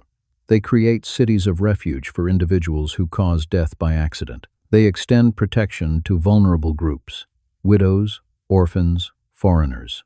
They require fair treatment during legal proceedings without regard to economic standing. Agricultural regulations appear alongside moral instructions. Fields are required to rest during every 7th year. The initial fruits from each harvest are dedicated to God. 3 annual festivals provide structure to the year: unleavened bread, weeks, and tabernacles. Each celebration connects to their agricultural cycle as well as to their redemptive history. Deuteronomy chapter 4, verses 32 through 33, would later reflect upon the uniqueness of this moment. Has any people ever heard the voice of God speaking from the center of fire as you have heard, and survived? The question anticipates a negative response. This theophany stands alone throughout human history. Moses records in writing all the words spoken by the Lord. Early the following morning, he constructs an altar at the mountain's base, along with 12 pillars representing the 12 tribes. Young men present burnt offerings and offer peace sacrifices. Moses collects half the blood and places it in basins. The remaining half he casts against the altar. He takes the Book of the Covenant and reads it aloud where the people can hear. They respond once more. Everything the Lord has declared, we will do, and we will obey. Moses then takes the blood contained in the basins and throws it upon the people, proclaiming, "Look upon the blood of the covenant that the Lord has established with you, in accordance with all these declarations." The covenant receives its seal through blood. Ancient treaty ceremonies frequently incorporated blood rituals, representing the gravity of the agreement and the repercussions of violating it. The blood simultaneously consecrates and serves as a warning. This moment binds the nation to God by means of solemn oath. The golden calf, a shattered covenant. God calls Moses upward to the mountain for extended instruction. Aaron, Nadab, Abihu, and 70 of the elders travel partway with him. They receive a vision of God, described as having beneath his feet something resembling a pavement made of sapphire stone, like the very heavens in clearness. They consume food and drink in God's presence, sharing a covenant meal. Moses continues climbing higher, entering the cloud that covers the mountain. The glory of the Lord manifests like consuming fire atop the mountain, visible to everyone stationed below. Moses stays on the mountain through 40 days and 40 nights. God provides detailed directions for constructing the tabernacle, the ark, the furnishings, the priestly garments, and the system of sacrifice. Down below, the people grow increasingly restless. Moses has disappeared into the cloud. Days turn into weeks, and no word descends. They cannot lay eyes on him. They start to question whether he will ever return. Anxiety escalates into crisis. They assemble around Aaron. "Come, fashion for us gods, who will lead us forward. As for this Moses, the man who led us out from Egypt, we have no idea what has become of him." The request exposes how superficial their devotion truly is. Mere weeks of waiting dissolve faith constructed through months of miracles. Aaron surrenders to the pressure with astonishing swiftness. He tells them to gather the gold earrings from their wives, sons, and daughters. They obey. Aaron accepts the gold, shapes it using an engraving tool, and produces a molten calf. The golden calf evokes Egyptian bull veneration, especially the Apis bull connected with fertility and power. The people declare, "These are your gods, O Israel, who led you upward from Egypt." Aaron constructs an altar in front of the calf and proclaims a festival to the Lord for the next day. The syncretism reaches completion. They assert they are worshiping the Lord while simultaneously bowing down before an idol. The following day brings early rising, burnt offerings, and peace offerings. Afterward, the people sit down to consume food and drink. They stand up to engage in revelry. The Hebrew word, rendered as revelry, implies merrymaking with probable sexual undertones, echoing practices from pagan worship. Upon the mountain, God addresses Moses, "Descend immediately. Your people, whom you led from Egypt, have corrupted their ways. They have quickly turned from the path I directed them to follow. They have fashioned a molten calf and have worshipped it." God's fury burns intensely. He presents Moses with a proposal. "Leave me alone, so that my wrath may blaze against them, and I may consume them entirely. But I will establish you as a great nation." The offer tests Moses. He could assume the role of a new Abraham. His offspring could take the place of these rebellious people. Moses declines. Instead, he intercedes. Why should the Egyptians declare with malicious intent that he brought them out to destroy them in the mountains? Turn away from your fierce anger. Remember Abraham, Isaac, and Jacob, your servants, to whom you made an oath by your own self. The Lord chooses to relent from the calamity he had intended. Moses makes his way down the mountain, carrying the 2 tablets of testimony, inscribed on both sides by the finger of God himself. Joshua encounters him partway down the descent. They detect noise coming from the camp. Joshua interprets it as sounds of battle. Moses corrects his assessment. "That is not the sound of triumph, nor of defeat. What I hear is the sound of singing." They draw near to the camp. Moses observes the calf and the dancing. His fury ignites. He hurls down the tablets, shattering them at the mountain's foundation. The broken tablets reflect the broken covenant. The people have violated the agreement before Moses could even present the written conditions. Moses seizes the calf, consumes it with fire, grinds it into powder, scatters it over water, and forces the people to drink it. The symbolic destruction is absolute. He confronts Aaron directly. "What did these people do to you, that you have brought such tremendous sin upon them?" Aaron's justification collapses under examination. "You understand the people, that they are inclined toward evil. They told me, 'Create gods for us.' So I instructed them, "Whoever possesses gold, remove it." They handed it to me. I threw it into the fire, and out emerged this calf. The explanation defies reason. Aaron portrays himself as merely passive, the calf as somehow spontaneously generated.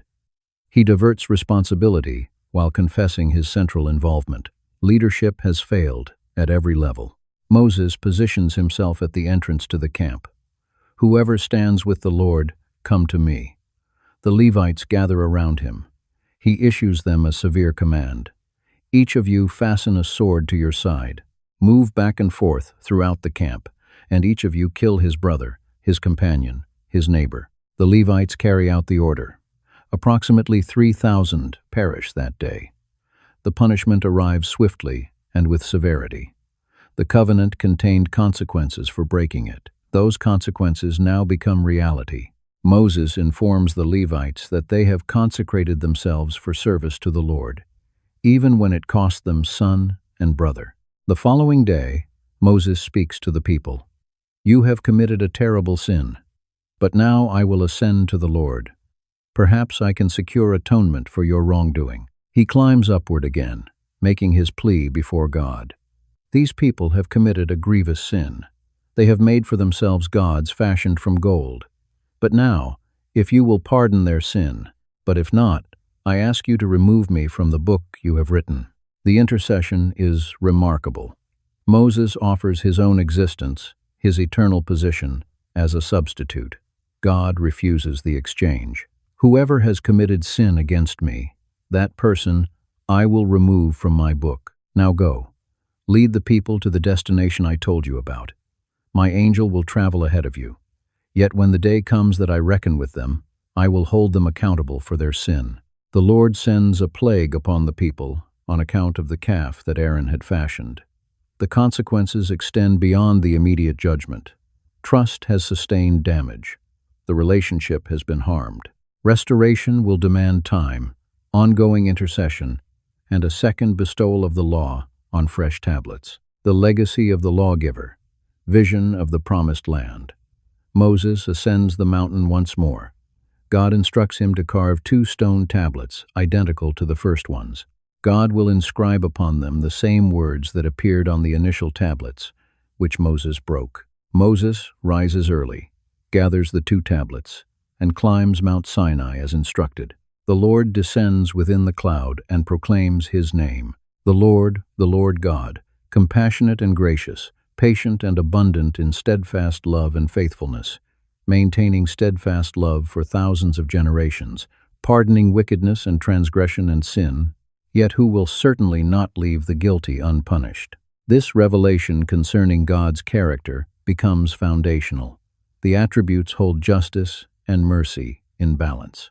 God offers forgiveness while upholding moral order. He demonstrates love extending to thousands of generations while guaranteeing that wrongdoing brings consequences. The tension existing between these attributes will shape their relationship moving forward. Moses immediately bows down to the ground in worship. He makes his plea again for God to journey with them, acknowledging their stubborn nature while requesting forgiveness and inheritance. God answers by establishing a covenant, making a promise to perform marvels never before seen anywhere on earth. The instructions proceed. God specifies how they should approach Canaan, issuing warnings against forming covenants with those who dwell there. They must tear down the pagan altars, shatter the pillars, chop down the Asherim. The reason provided is straightforward. God's name is jealous. He is a jealous God who will accept no competitors.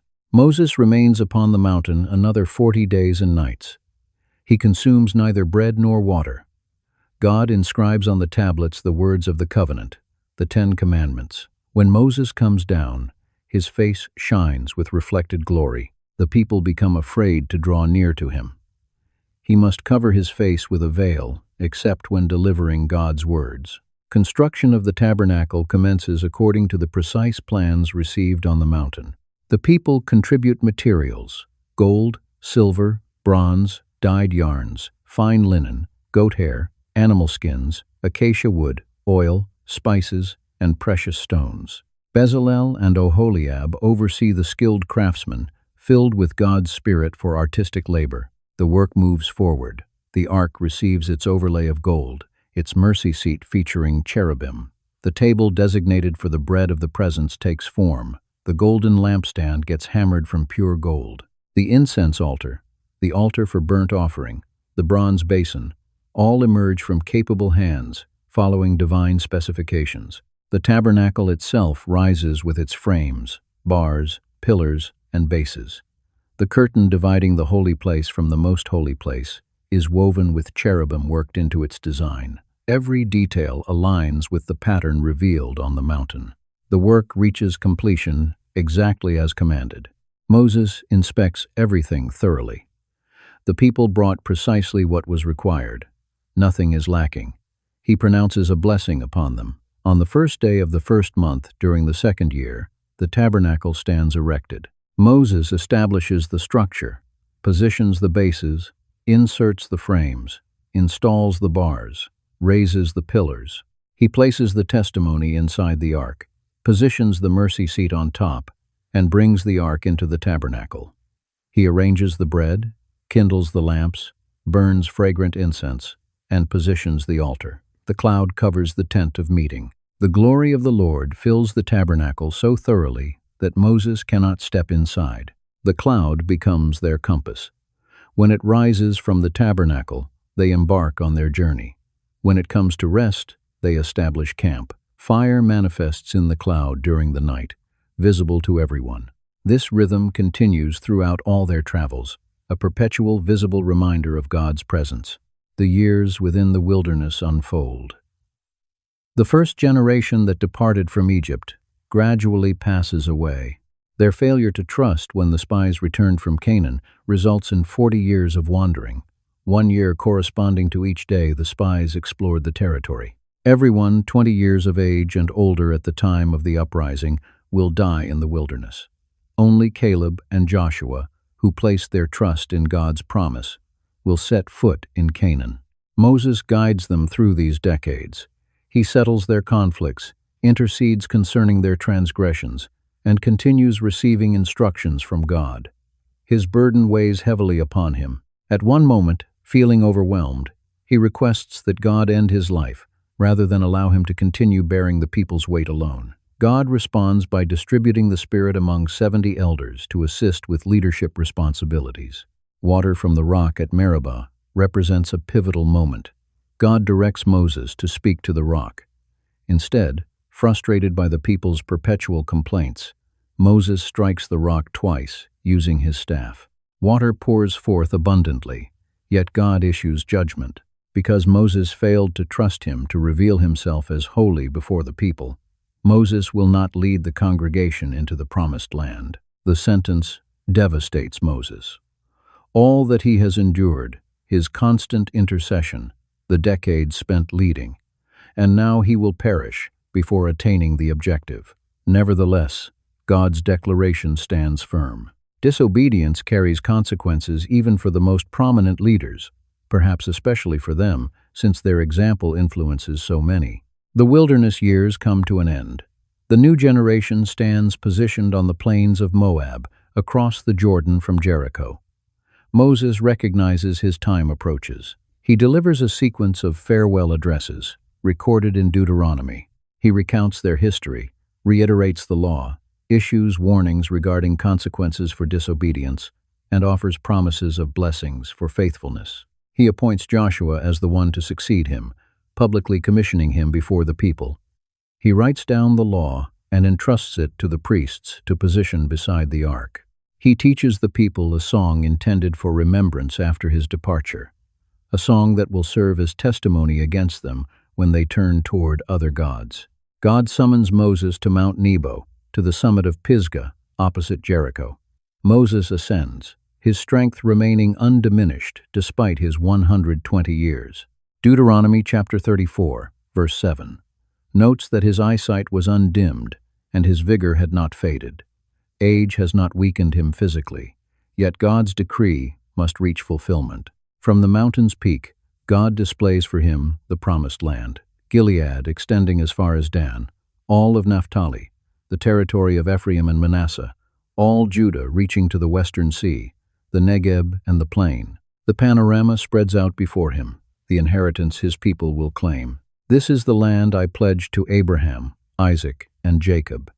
I have allowed you to see it with your own eyes, but you will not cross over to that place. Moses dies there in the land of Moab, in accordance with the word of the Lord. God buries him in the valley, in Moab, facing Beth Peor. No one knows the site of his burial to this very day. The intentional obscurity prevents the location from transforming into a place of worship, avoiding the very idolatry Moses struggled against. The people mourn for 30 days. The period of weeping for Moses on the plains of Moab concludes. Joshua, son of Nun, is filled with the spirit of wisdom because Moses placed his hands upon him. The people heed Joshua and act as the Lord commanded Moses. Leadership passes forward. The mission persists. Deuteronomy closes with an epitaph. There has not arisen a prophet since among Israel like Moses, whom the Lord knew face to face. None comparable to him for all the signs and wonders that the Lord sent him to perform in the land of Egypt, to Pharaoh, and all his servants and all his territory, and for all the mighty power and awe-inspiring deeds that Moses accomplished in the sight of all Israel. The evaluation stands unchallenged for the remainder of the Hebrew Scriptures. Moses holds a unique position in the nation's narrative. He served as prophet, conveying God's word. He operated as priest, presenting sacrifices and making intercession. He functioned as king, rendering judgments on disputes and guiding the people. No single person after him unites these roles with comparable authority. His legacy gives shape to everything that comes afterward. The law he mediated establishes the covenant relationship. The tabernacle he erected, according to the divine blueprint, becomes the focal point of worship. His intercessions set the standard for priestly mediation. His writings establish the foundation of Scripture itself. Later prophets will measure themselves against Moses or find themselves compared to him.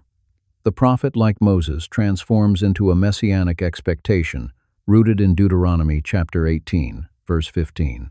When Jesus makes his appearance, the question surfaces, is this the prophet Moses foretold? The transfiguration scene positions Moses alongside Elijah, embodying the law and the prophets in dialogue with the one who claimed to bring both to completion. Jewish tradition maintains profound respect for Moses.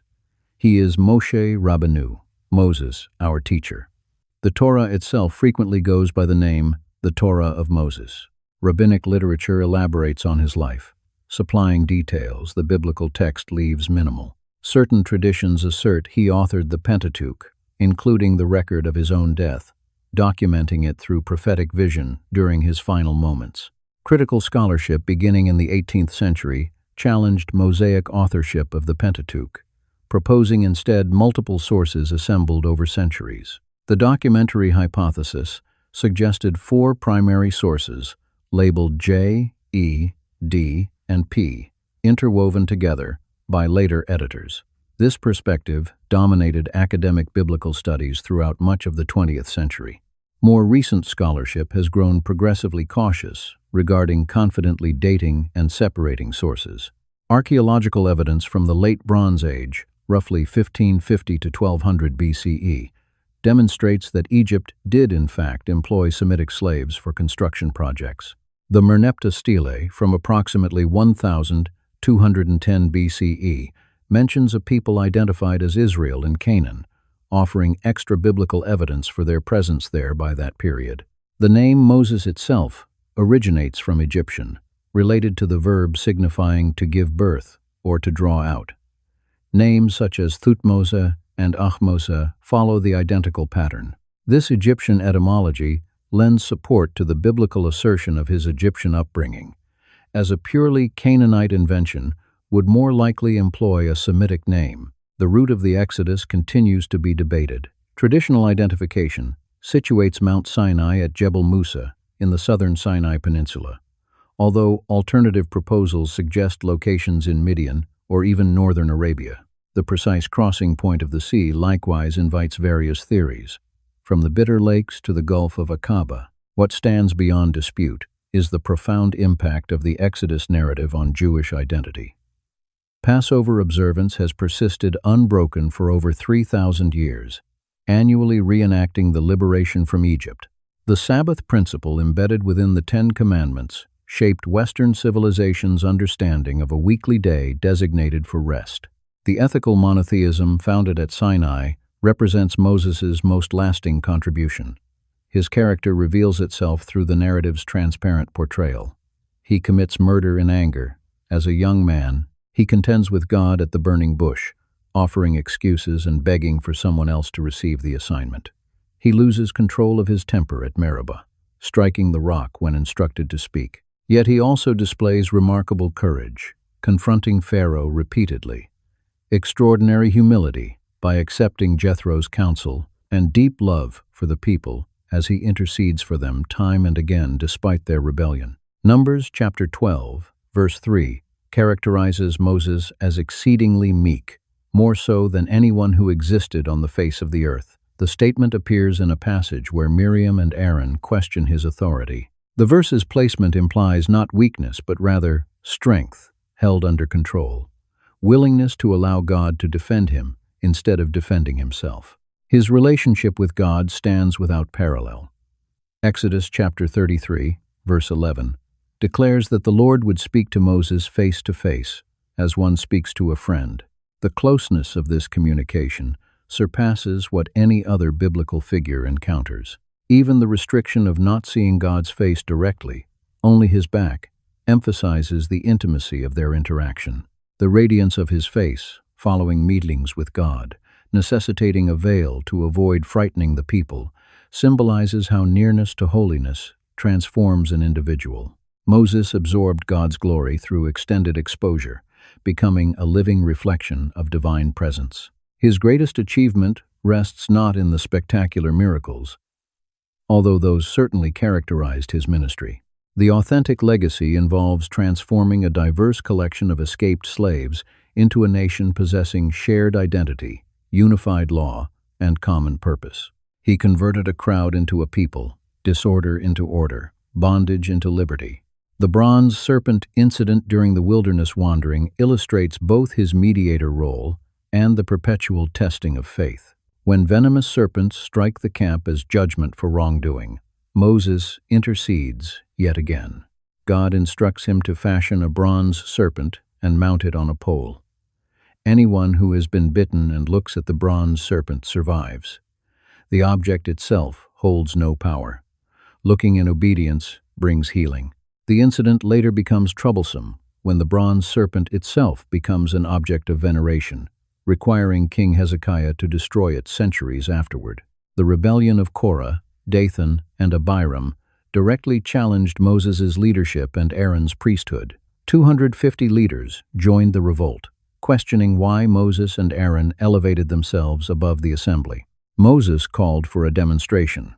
Let the rebels present censers containing incense before the Lord, and God would select whom he regards as holy. The earth divided and swallowed the rebels along with their households while still alive. Fire then devoured the 250 men presenting incense.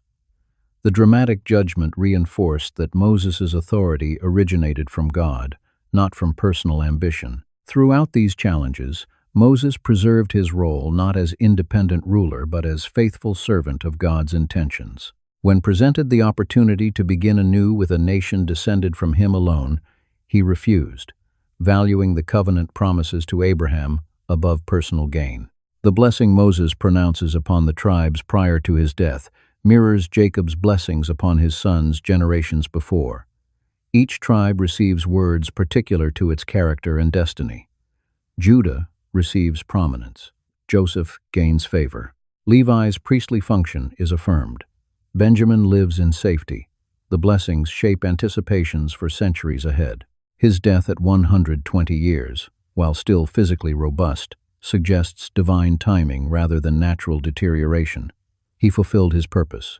The people stood prepared to enter the land. Joshua had been equipped to lead. Moses' continued presence would have generated obstacles to the transition, rather than facilitating it. The concealed grave prevents pilgrimage to a shrine, avoiding the personality cult that might have emerged. Moses pointed toward God, not toward himself. Even in death, the arrangement emphasizes that God deserves worship, not his servant. Jewish tradition counts Moses among the patriarchs, whose merit benefits subsequent generations. The concept of ancestral merit suggests that the faithfulness of Abraham, Isaac, Jacob, and Moses creates spiritual capital that their descendants may draw upon. This theology attempts to explain why God continues displaying patience with a repeatedly rebellious people. Christian theology views Moses primarily as type and forerunner. The Passover lamb foreshadows Christ's sacrifice. The bronze serpent prefigures the crucifixion. The manna anticipates the bread of life. The water from the rock symbolizes spiritual nourishment. The law exposes human inability to attain righteousness through effort, pointing toward the necessity for grace. Hebrews chapter 3 draws a contrast between Moses' faithfulness as a servant within God's house and Christ's faithfulness as son over God's house. Islamic tradition honors Moses, known as Musa, as among the greatest prophets. The Quran mentions him more frequently than any other prophet, recounting the confrontation with Pharaoh, the plagues, the sea crossing, and the bestowal of the law. Islamic tradition adds details absent from the biblical account, such as Moses' encounter with Khidr, a mysterious figure who instructs him about divine wisdom and the boundaries of human understanding. The archaeological search for physical evidence of the Exodus persists. The absence of Egyptian records explicitly documenting the event does not automatically disprove it, as ancient Near Eastern cultures seldom recorded military defeats or embarrassing episodes. The sudden emergence of a new population in the Canaanite highlands during the Late Bronze Age collapse aligns with the biblical time frame, though conclusive proof remains elusive. What cannot be contested is the text's enduring influence. The Exodus narrative has inspired liberation movements throughout history, from ancient eras to modern civil rights struggles.